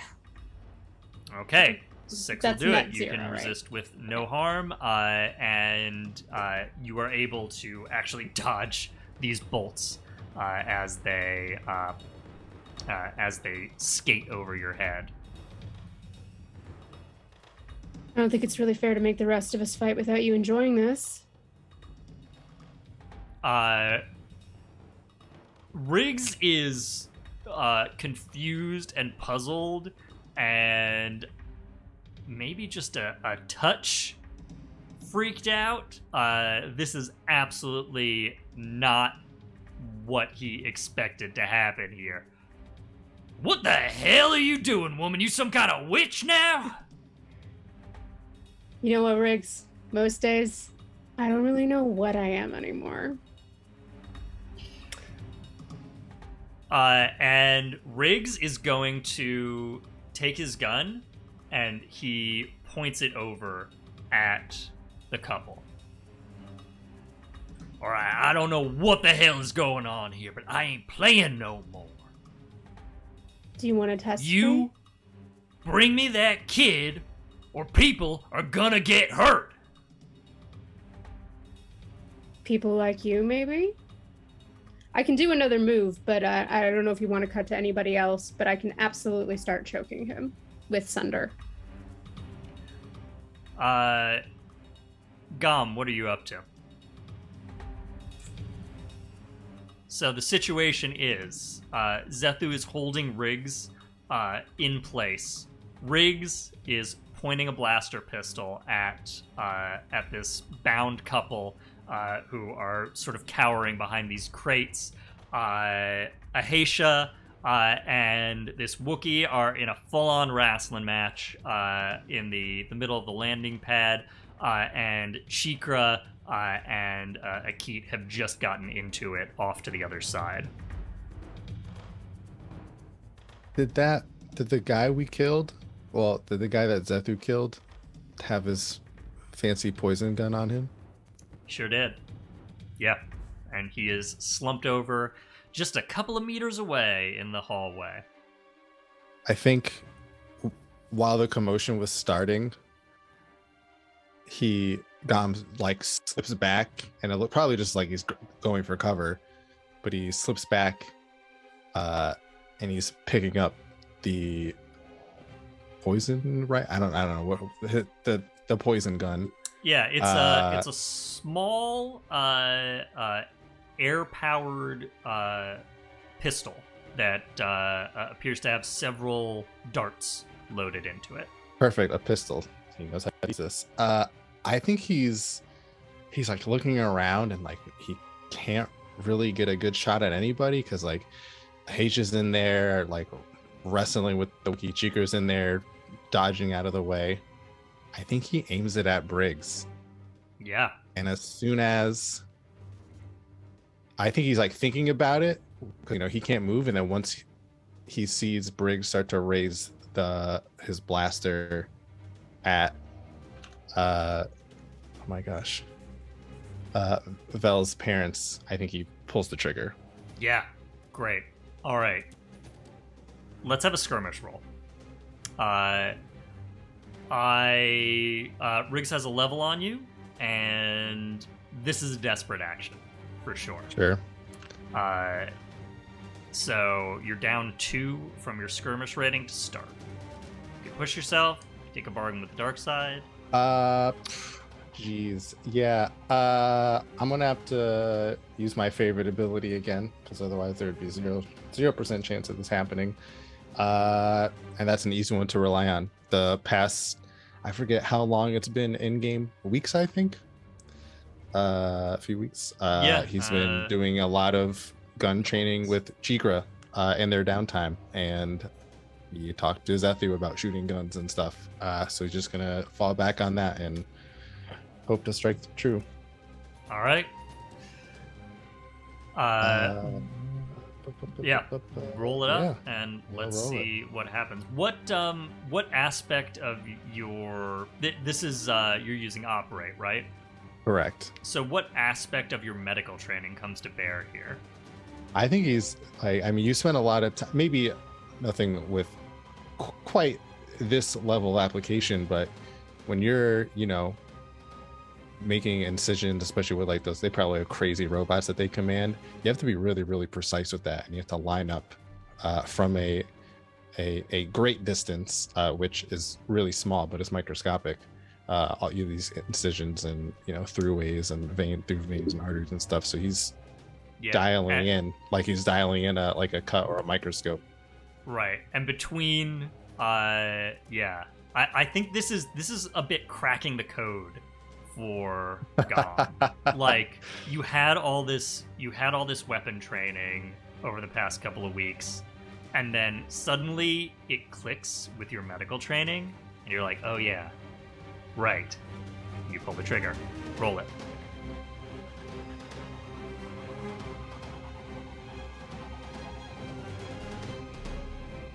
Two. A 2. Oof. A 2. Yikes. This is gonna be real bad. Okay, so you pull the trigger and you send one of these poison darts zipping across the space of the docking bay, and it. I think it is not the needle, but rather the sort of sharpened flechettes. Flechettes? How do you pronounce that? One of those, probably. Flechettes. Yeah. That graze the back of Rig's hand, and he fires the blaster. What do you do? Oh god, can I lose control of him to stop the blaster bolt? You can absolutely attempt to do that. Yeah, that's exactly what I'm gonna do. All right, we're looking at another attune. This is absolutely desperate. Actually, I'd like to use my ability Sunder to redirect that blaster bolt into Riggs himself. Cool. Okay. That requires me, in order to use it to do harm, I need to do the equivalent of pushing myself automatically. Yep. This grants me an extra... Hang on, what did I specifically... Did I write down the full thing? I didn't. Do you want to give me 2 seconds to go look this one up? 'Cause I can do murder in the meantime. You can always do murder. All right. Ew. So we are in bullet time as the dart zips across the space, just grazes the back of that hand. Yeah, I found it. The blaster bolt is let loose and is going straight for the couple huddling behind the crates. Yeah, I use Zethu. 1 stress to make this cause damage instead of stun. That's essentially what it is. Okay, so mark the stress. You can do it. Attune -1 to start for the desperate action. I think because you're against Riggs, I wasn't initially to just deflect the blaster bolt. That wasn't really against him, but we're gonna bring the level into it, so you're down 2. Okay. What's a dark side bargain? Dark side bargain. Dark side bargain. Dark side. This is like, bargain. it feels like such a snap thing that she's doing. Yeah.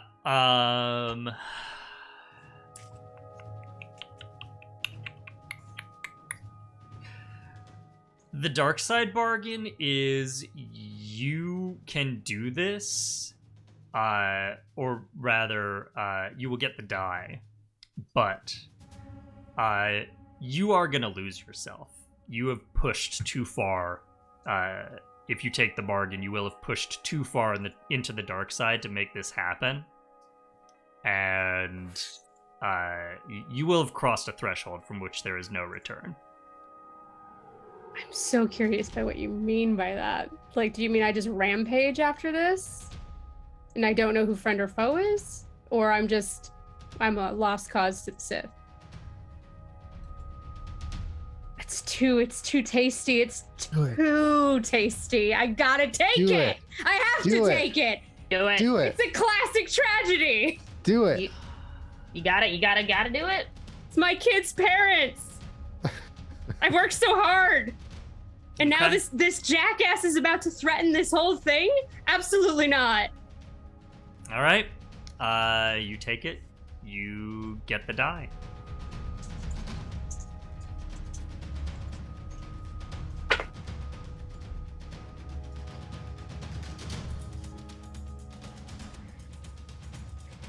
Two sixes. 2 6s. critical success. I believe the first one that we have had in this game. Yeah. I think it's the only one I've so. ever had in one of the dark games. I had one in one, I think the first or the second long shot. That's it. Oh my god. All right. With a critical success, you do this flawlessly, and we are going to completely fill the clock on Riggs.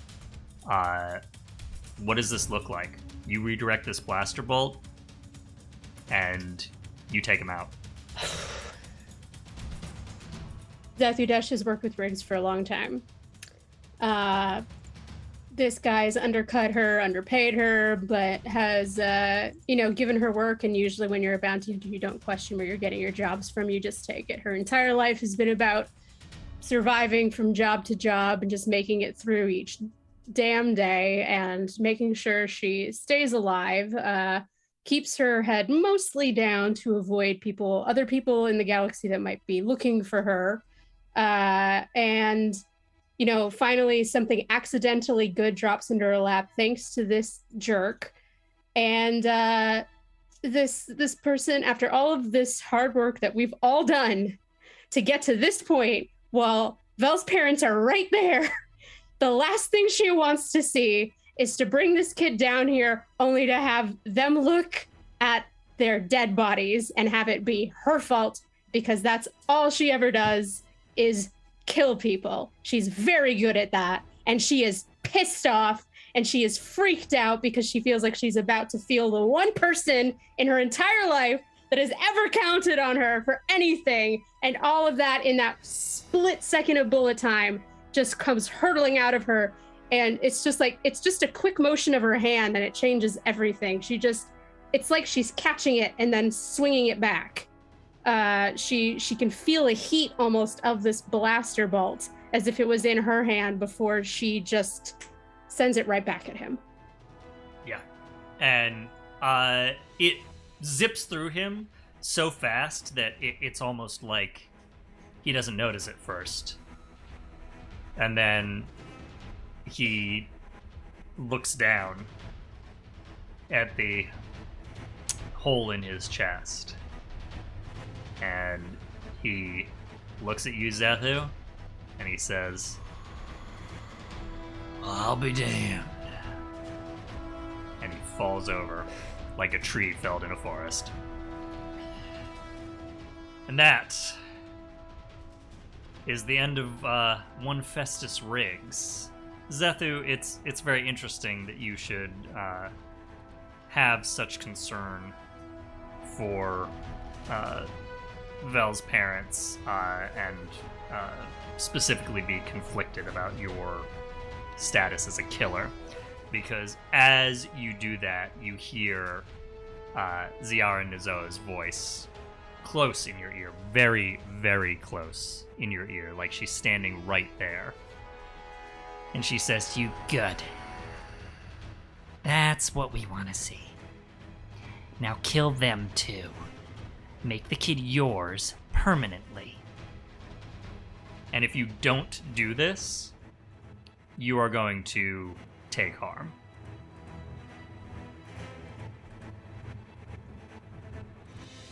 I have to resist at least once. Yeah. Level 3 harm. Oh Coming at god. Oh my god. Yeah. All right. Done. You're gonna take it? Mm-hmm. You can roll to resist if you want. Oh, yeah. I will roll to resist. I didn't realize I could do that. Just a reminder, you are going to roll with resolve, your resolve rating. Okay, still 2. Yeah. Actually, you know what? No, make that a tune. I'm sorry. Make that a tune. Just a tune? So that's 3 then. Yes. Yeah. Okay. Resist with a tune. Okay. Okay. That's a 4 and a 1. That tracks. That feels right. And a 5. So 5's the highest? yeah, 5 is the highest. Okay, so mark 1 stress. 4, 1, 5. Great. Mark 1 stress and mark a box of level 2 harm. As you feel this white hot hatred from Ziara just piercing into your soul. You want to do this, Zethu. You know that what she's saying is right. Cheekra. Yes. Hello, it is I. You have been smacked to the side by Akit Nazoa, and you are just recovering, and she is coming in for another whipping around her electrified nunchucks. What do you do? You're about to get smacked again. Cheekra completes this little diving roll that they started to avoid this original hit, and pulls out those two flaked transparasteel blades. Some small part of me wanted to pull out one of her own electronic things, but too much tech. All right. And before she can make a hit, Cheekra's going to go in hard, going for Achilles tendons, hamstrings, anything within reach, just trying to break her, cut her down from the roots, like you would a tree, since we're using tree cutting down metaphors today, apparently. All right. I have a question. Is she weakened or vulnerable? Absolutely not. You are weakened or vulnerable. Yes, I figured. But I figured it out. Skirmish rating, you are at level parity with her. Mm-hmm. So you are just rolling your skirmish straight as is. Push yourself. When I'm striking in melee, I get an additional +1 dice. Great. Because I have Wrecking Crew. I have one box of level 1 harm. Does that give me a -1 dice? Yes? No, because the level is not filled. Okay, once it's full. Okay. I would like to push myself to do more damage. I would like to push myself, rather. All right. Take 2 stress. Push yourself. You get another die. I'm rolling 5 dice. All right. That is a big pool. Let's see how you do. Yeah, Cheekra is just kind of rolls, draws, growls, and like kind of gives a little Ewok shriek and dives for her legs. And make that the second crit of this game. Oh shit. It turns out when you roll 5d6s, that's semi-likely. I'm actually kind of impressed. Anyways. Okay. 2 6s, 2 4s, and a 2. 2 more ticks on the bounty hunter's clock. Also, with this 2 one sixes. rolled a 6 again. It's a coin. It's a coin flip. Say anything else. Yeah. Akit is coming at you, and she is frothing with rage. I don't care if I get a single goddamn credit out of this. I'm taking you out, Cheekra. I've had enough of your shit. And goes in for what she thinks is a killing blow. And it is for you. What does this look like? Oh, You have her. You don't have to do this lethally if you don't want to, but she's out of this fight.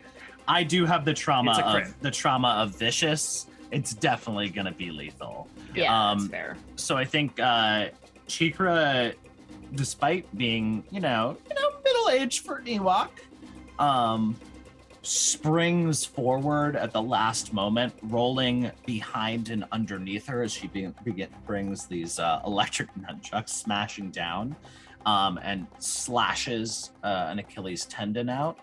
And then as that leg gives way, takes the hamstring on the other, and then just stabs their way up her back before getting to the spine and getting up to her neck and just stabbing right into the spine to sever the spinal cord. Yeah, and as that last stab goes in, we just see this look of utter shock on her face. You were so rapid and so brutal, and she never saw it coming. Ahesha, you are on the ground. This Wookiee is pinning your arms down onto the landing pad. What do you do? Ahesha would like to, because we're going cinematic. Ahesha's gonna pull out a vibroblade from her cleavage and just stab upwards. Yeah. Skirmish. This is a desperate action because you are in danger. You and the Wookiee are at the same level. So Sweet. skirmish Okay. -1 to start. All right, -1 to start, but we're gonna push again because. All right. Take What are we stress. doing if not pushing ourselves here tonight? All right. Come on. 5, 3, and 6. Okay, 5 mixed success. Well, there was a 6 in there. Oh, I'm 5, sorry. 3, and 6. Sorry, missed- I was just missed reading them in the 6. order I got Yes. it. Okay, 6. Yeah, fucking 6 does it. I wanted a crit too, because how beautiful would that be? Yeah. Well, fortunately, that does fill the clock on the bounty hunters. So, how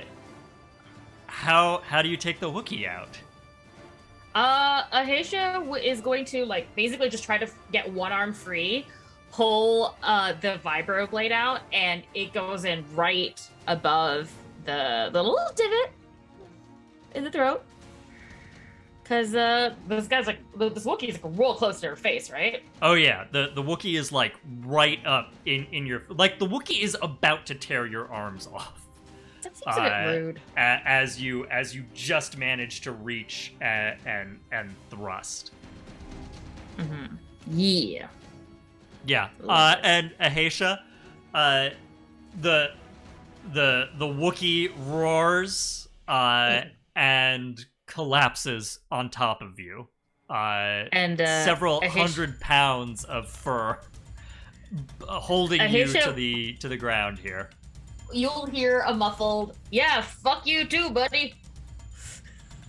Because Ahesha speaks Wookiee. It's canon. And the Zabrak woman in the pilot's jacket, the last standing bounty hunter, who wasn't quick enough to react to any of this, is just off to the side and looks at what you all just did and says, "Hell no, no amount of credits is worth this," and bolts out the blast doors. Excellent. I think Gom, you are positioned by the blast doors. She you've taken a shooting stance, and she actually vaults over you to get out of here. You're muted.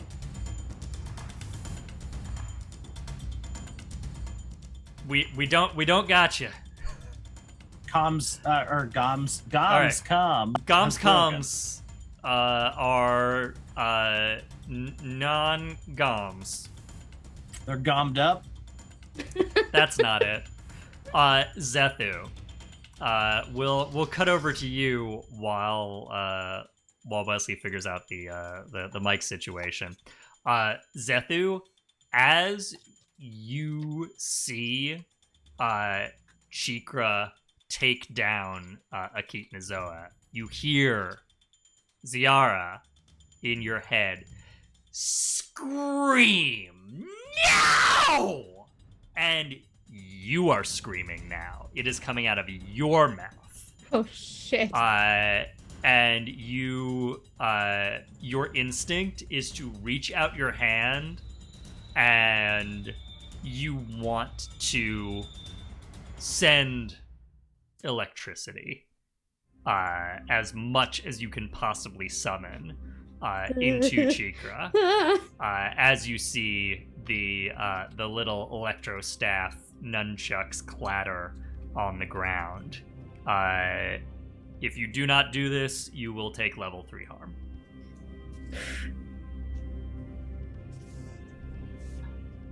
Oh, she has to try to resist again, and I think she's trying to break through whatever the screaming of this possession is. It just goes, no! This is my power! All right. I'm gonna try to resist again. Resist. Resistance roll. Resolve. Resolve? Yes. 6 through 3. Okay. You are able to resolve. You are able to resist with resolve for no stress penalty, and you are only taking another box of level 2 harm. Full up on level 2 harm. And you can just feel this malevolence inside you. Is it you? Is it Ziara? Is it just the dark side itself in you and around you? Oh man, I think she just gets down. And you are caught in it, and you are God. it. She I think the second level 2 harm sends her down to her knees at the very least, as she simultaneously is saying, "Get out of my head!" And to the rest of you, you have to go. Take the parents and get out of here. Is my mic working now? Yes. Nice. Gom, what do you do? We need a doctor. First off, Gom was impressed when he got vaulted over. I just wanted to make that clear. I think like hearing Zethu, or like seeing Zethu collapse and hearing her yell that, I think, and then like just knowing that in his head he's dead soon anyway, I think, or he thinks, I think he'll like echo her order. I'll get her patched up, get the parents out of here, and he's gonna like knee slide over to Zethu's side and like pull out, I guess, the equivalent of like smelling salts and like and like you have like a hypo. Yeah, and then like a back to injection and just start and I think try Gom, to tend her. You can see like as you reach Zethu, you know what the audience would sort of recognize, but you would not, as the sort of telltale signs of corruption by the dark side. Her eyes are beginning to yellow. Her veins crackle across her pale skin, and you approach her, and you are going to try to knock her out of this. Let's get a roll to operate. This is a desperate situation for sure. You are opposed in this by, I think, Ziara, who is level 3. So you're losing 2 dice to start with. Sure. I think I'm definitely going to push myself, for sure. All right, get another die for that. So that'll bring me to. You said I would be down 2 otherwise, right? Yes. Down 2, so that brings me back to 2.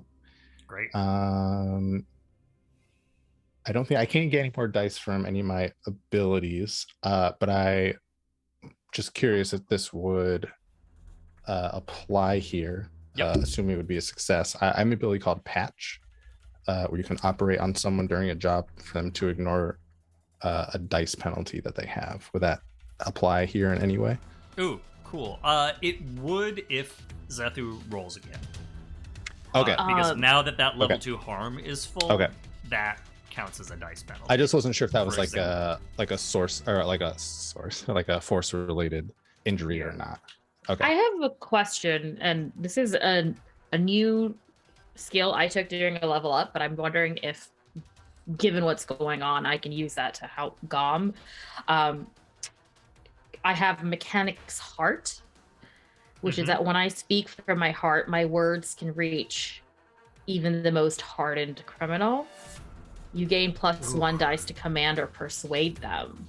That's very good. Okay. Yeah, let's revise this briefly because I really like that. We'll say the +1 is an assist to Gom. So you can mark stress for that. What do you say? I'm gonna say, Zethu, you've never given up a fight, and we're not gonna let you start now. Fight it. You're coming with us. And Gom administers the hypo. You have another die. Let's roll. So let me mark my stress. This is very stressful. Am I marking real life stress for this? My stress meter is filling up. Ooh, all right, so I'm rolling 3 here. Oh, Google, don't fail me now. Oh, Google failed me now. No. Oh no.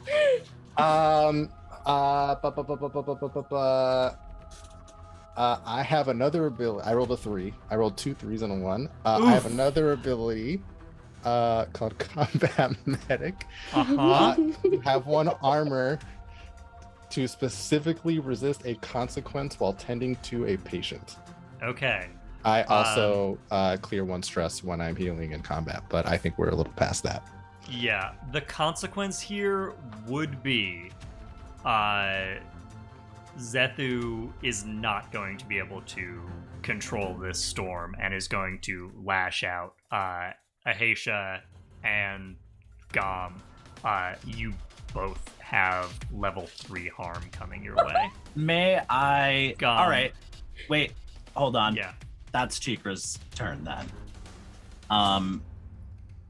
If this is going to threaten everybody, Cheekra is going to close distance and just drop the blades and grab Zethu. Like, grab her hands. And specifically, I'm using my bodyguard ability. Okay. And what is, I'm sure, an extremely smart and not poorly thought out. What tell us about the ability. What does this do? Yeah. Oh, it just, when I protect a crewmate, I have an additional dice to resist consequences. That's also what lets me clear stress when I take harm. Okay, you cannot resist these consequences because these are consequences of Gom's roll. So Gom has to resist these consequences. But that's what protect a crewmate does, though. I with my ability, What if you like dive in front? with my ability, Yeah, that's Oh, I'm sorry. what protect a You are- crewmate You're is. taking the harm for Gom. I'm volunteering to take the harm. Okay. Okay. Understood.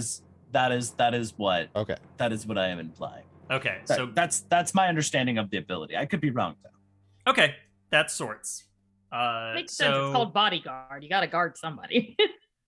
So Gom, are you marking the armor to resist this consequence? Yeah, I think I'm going to. Yeah, I think I can only use it for like specifically this. I can't use it like getting shot at. So I think I'm gonna burn my combat medic armor to resist this consequence. So it's Okay. just a failure then, I guess. So you burn the armor. The consequence is resisted without paying stress, and that is going to take it from level 3 harm coming at you and Ahesha to level 2 harm, and Cheekra, because you have rushed in to take that consequence, it is level 2 harm coming at you, Cheekra. All right. What Do I get to roll to resist? You do not need to, as this has been resisted for you. For me, okay. Yeah. Gotcha. My fuzzy between little lightning the rod. efforts My of, fuzzy of Gom and buddy. Cheekra. Yeah.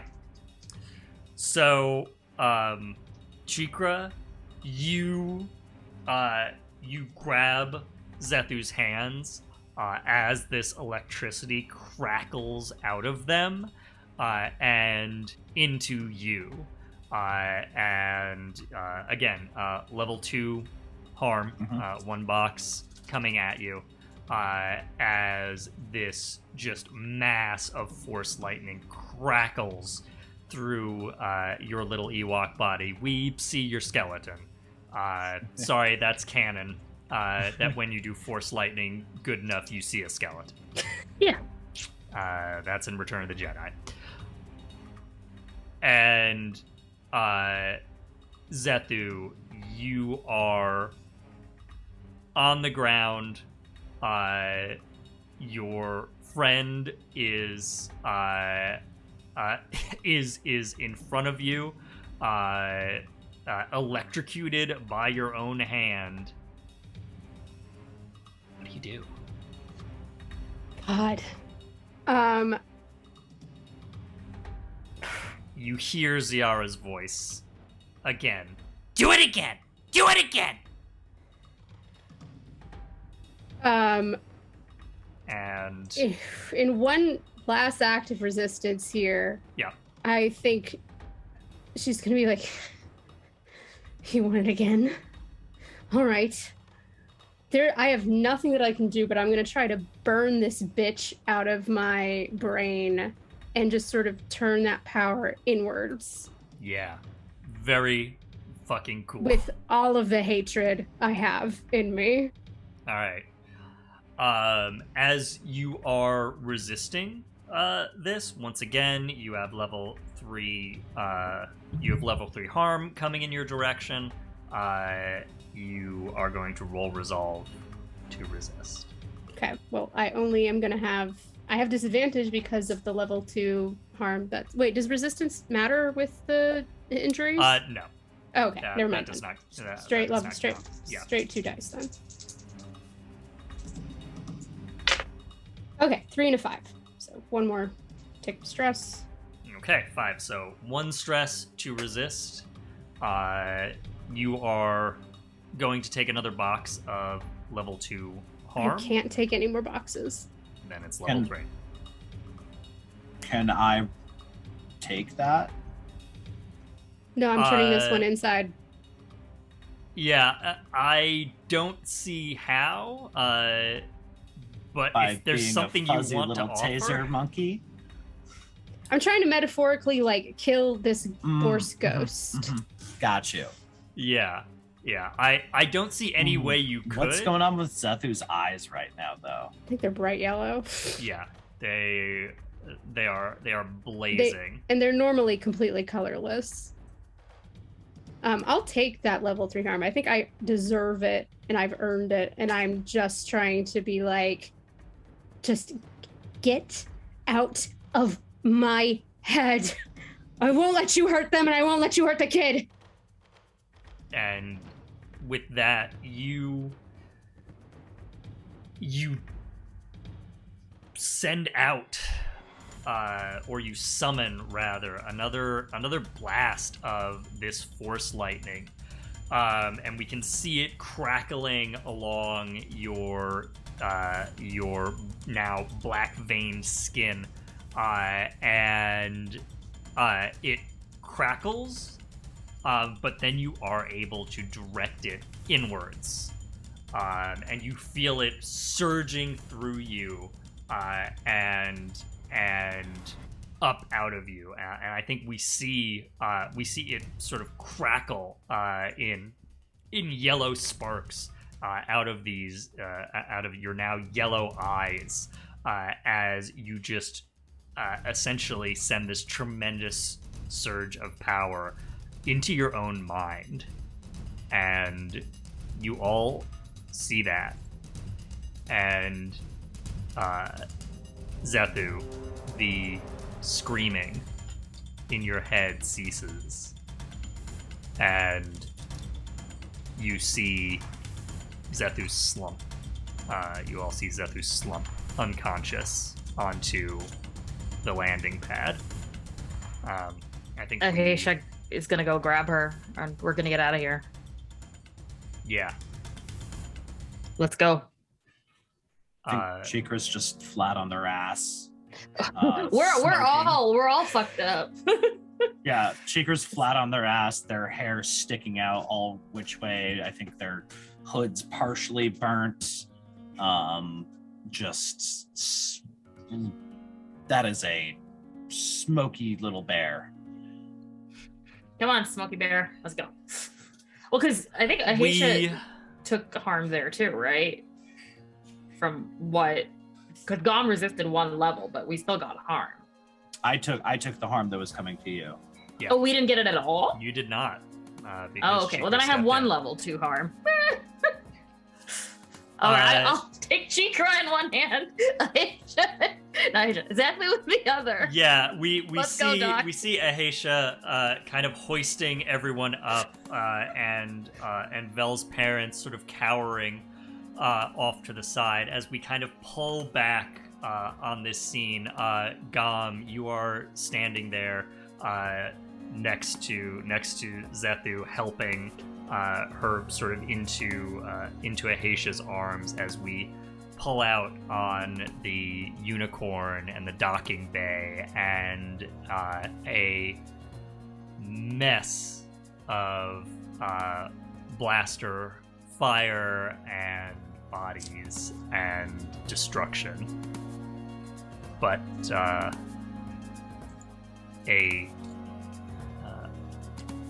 fight won at last. We rejoin the crew. I think probably a couple of days later, and the view, our view of the docking bay wipes, and we're back there, and the damage is repaired. We see Longshot, the Longshot next to the unicorn in this docking bay, and the ramps are down, and the 4 of you and R4LS are standing, with your backs to the Longshot, and Vel and their parents are standing in front of the unicorn. Everybody looks substantially worse for wear. How did each of you see the kid off? I want to hear from each of you in turn. Who wants to start?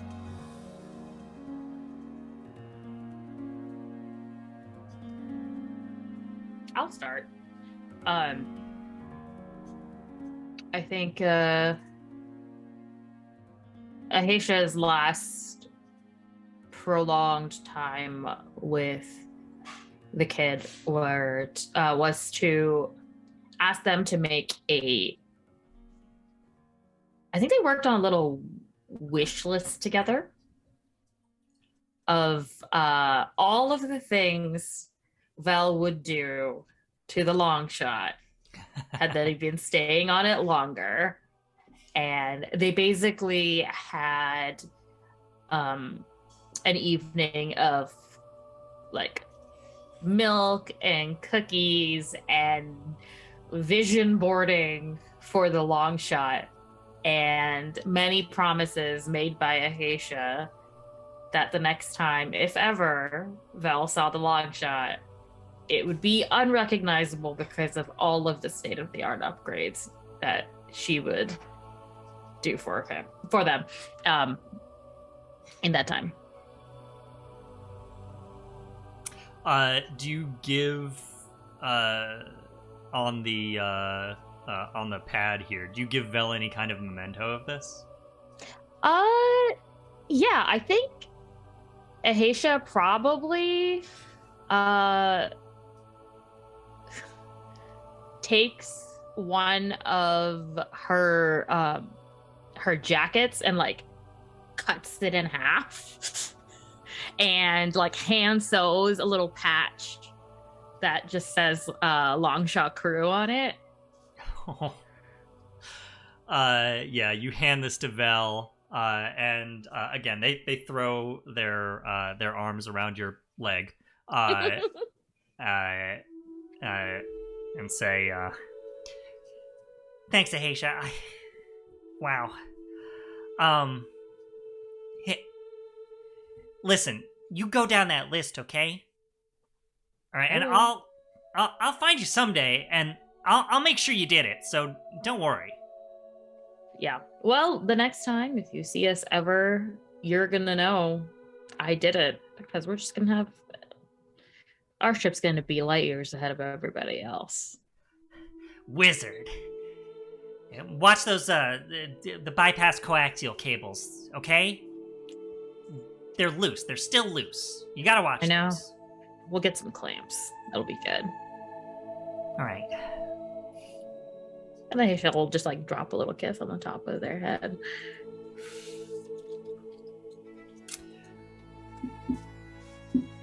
all right.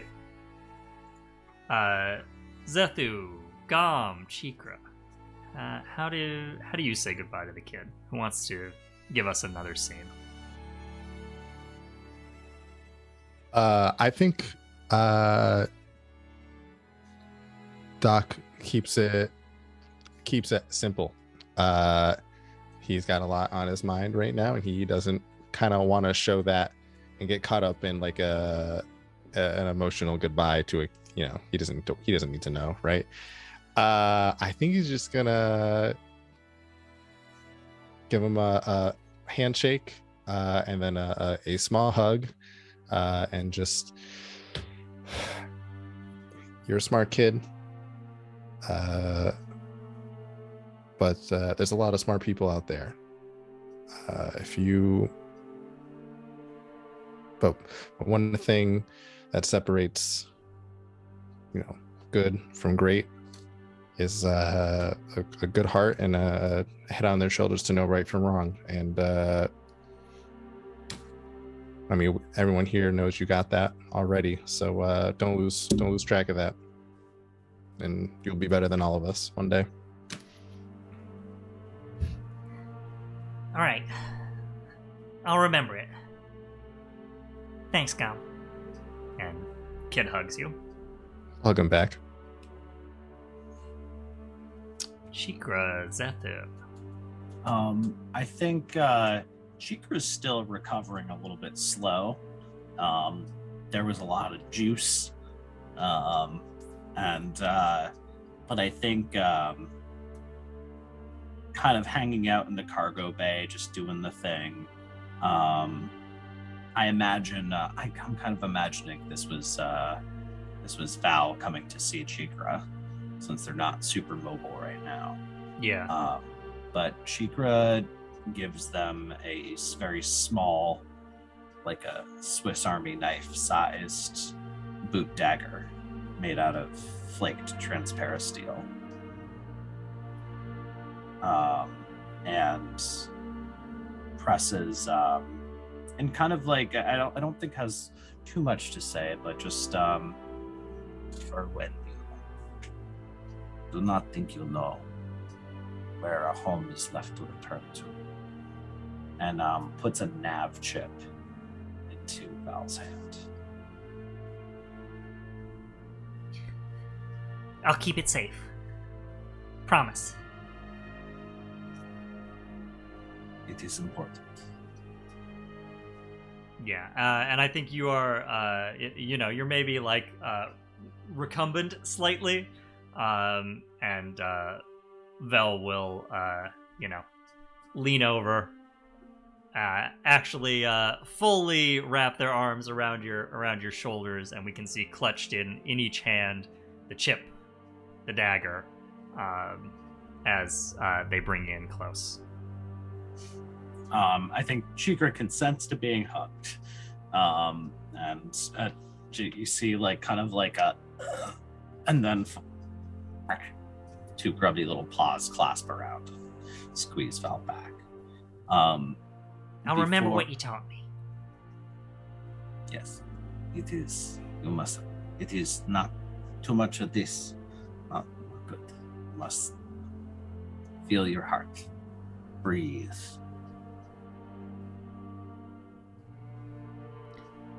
Zethu, how do you say goodbye to the kid?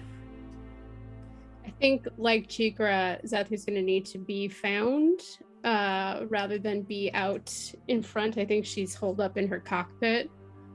Yeah, she still looks fairly rough, which I think is putting it incredibly mildly. She's got bandages wrapped up around her hands, and I think there's still, even beyond, like going up her wrist, there's these faint dark traces of just burnt skin that are still healing, if they will. And her eyes are no longer that sinister yellow, but they seem to be stained a permanent yellow goldish color now. And there's like a little bit of scarification right on the corner of each eye. That's there to remain of what happened to her. Vel has been a little freaked out by you since you came back to the ship, and just sort of like quietly, I think maybe even still clutching Cheekra's dagger and nav chip, just sort of quietly like knocks on the cockpit door. Zethu? Hey kid. Hey, I gotta... My parents are taking off soon. I gotta get going. Yeah. You got everything that you need?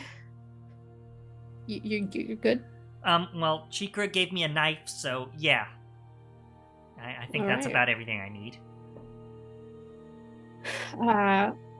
Well, I got one thing, and like she like kind of groans a little bit as she leans forward to like grab up onto the dashboard and hands him a holoprojector. I had a LS sort of help me rig this. Should work fairly long range. If you ever need help again, you can just use that. It has a direct link back here. And if you just want to talk. Thanks. It's gonna be rough without my co-pilot.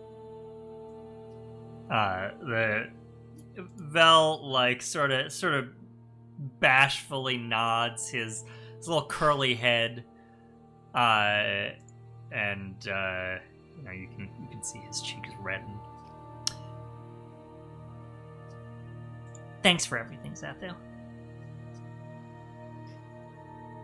You grow up good.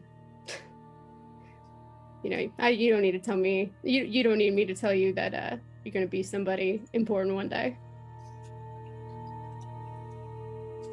And he throws his arms around you. Okay. She like pats him on the head just a little bit before giving in and giving him like a big squeeze. Yeah. And as he pulls away, I think we can see the tears in his eyes. Yeah, Zethu is crying. And she holds out her bandaged hand, and in an offer to do their little secret handshake that they developed over the course of the time that they've been on the ship.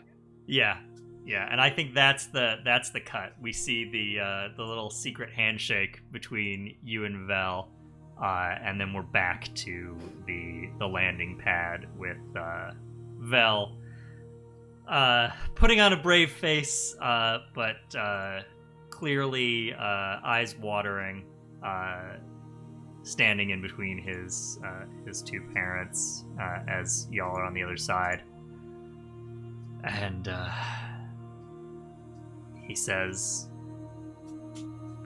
I don't even know what to say. You're all... Thank you. I'll never forget any of you. Never. And Vel's mom puts a hand around around their shoulders. There's nothing we could possibly do to repay you. We're a pair of humble merchants, but you have our eternal thanks. You got our child back. Means everything to us.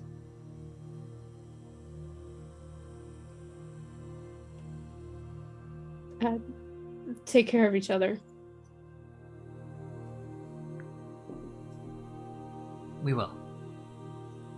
We will. And they turn and walk back up the ramp of the ship, which closes. And I think we see the four of you and the Longshot's droid silhouetted against the big rectangular frame of the docking bay.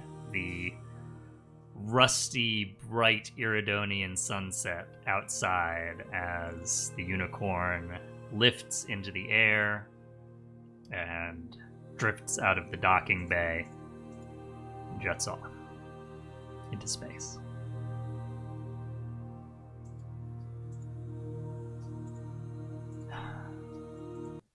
And then... And then? we cut to the blackness of space. We see the wedge of an Imperial Star Destroyer drifting across the stars. In the interior, we see two officers in a darkened chamber. There's a man with brown skin and slicked back hair who you might recognize as Admiral Malthus, who you encountered on the nightclub on Ord Mantell, and a pale, red-haired woman who you might recognize as Captain Leoto from the same club and a number of subsequent holo transmissions.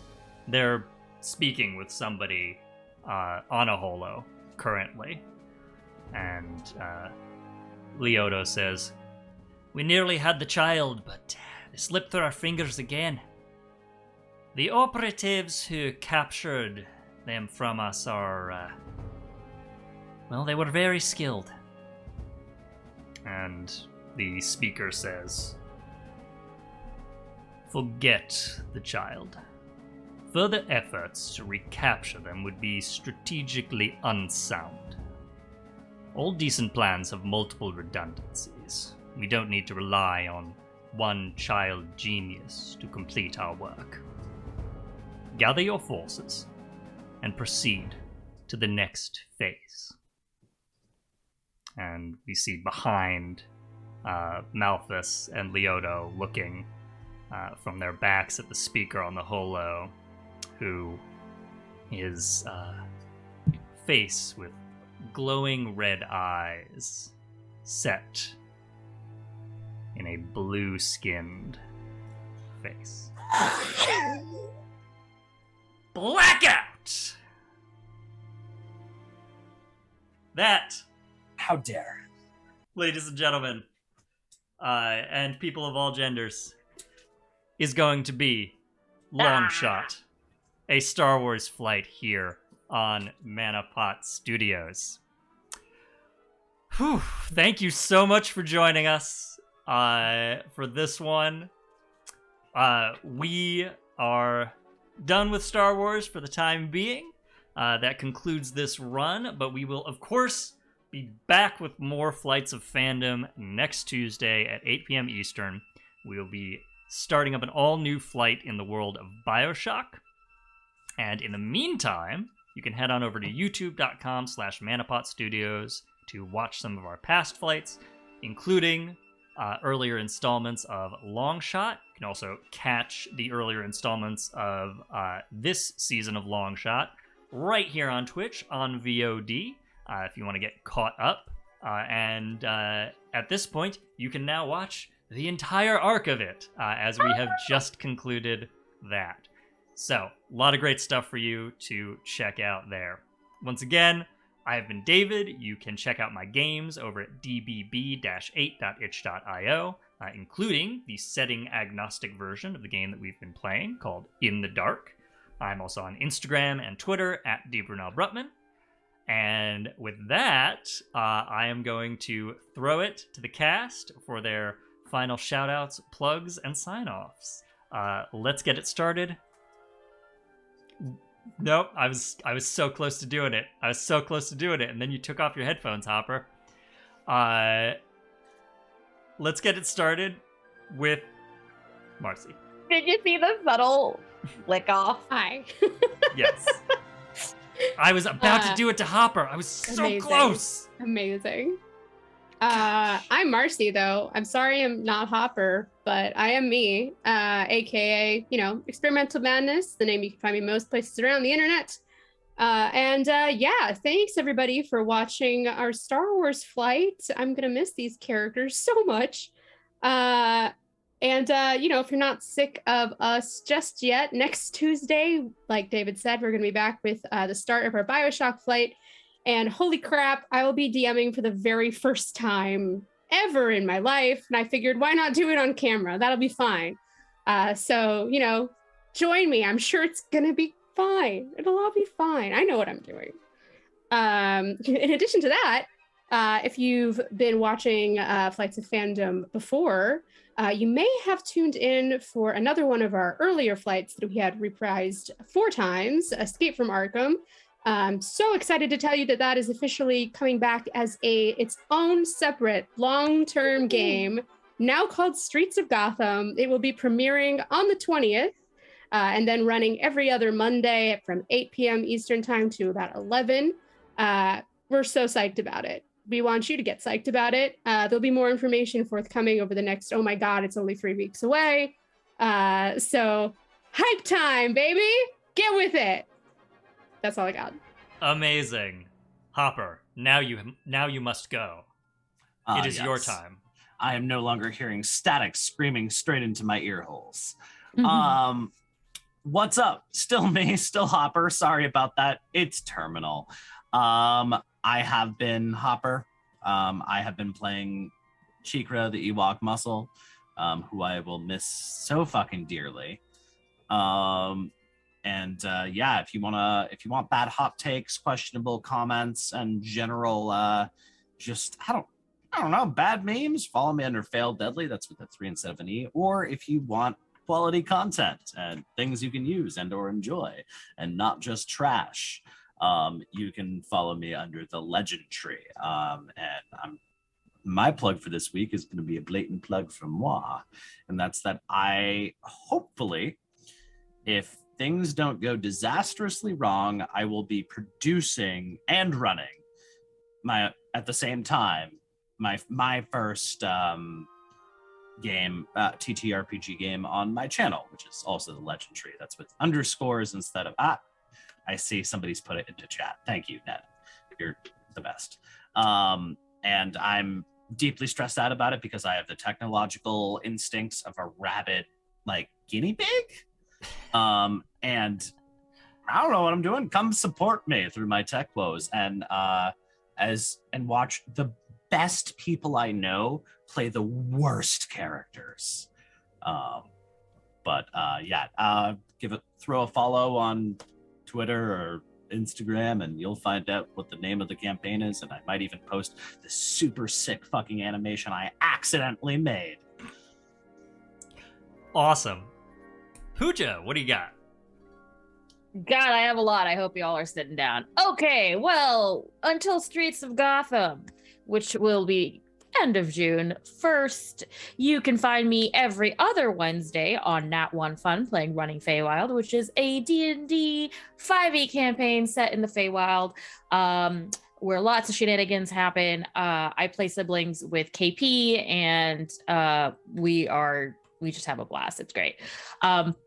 This Thursday, I will be in 2 places at one time because pre-recording is a miracle. You can find me live on the Wandering Society playing Inspectors, which is basically Ghostbusters with the serial name spot off.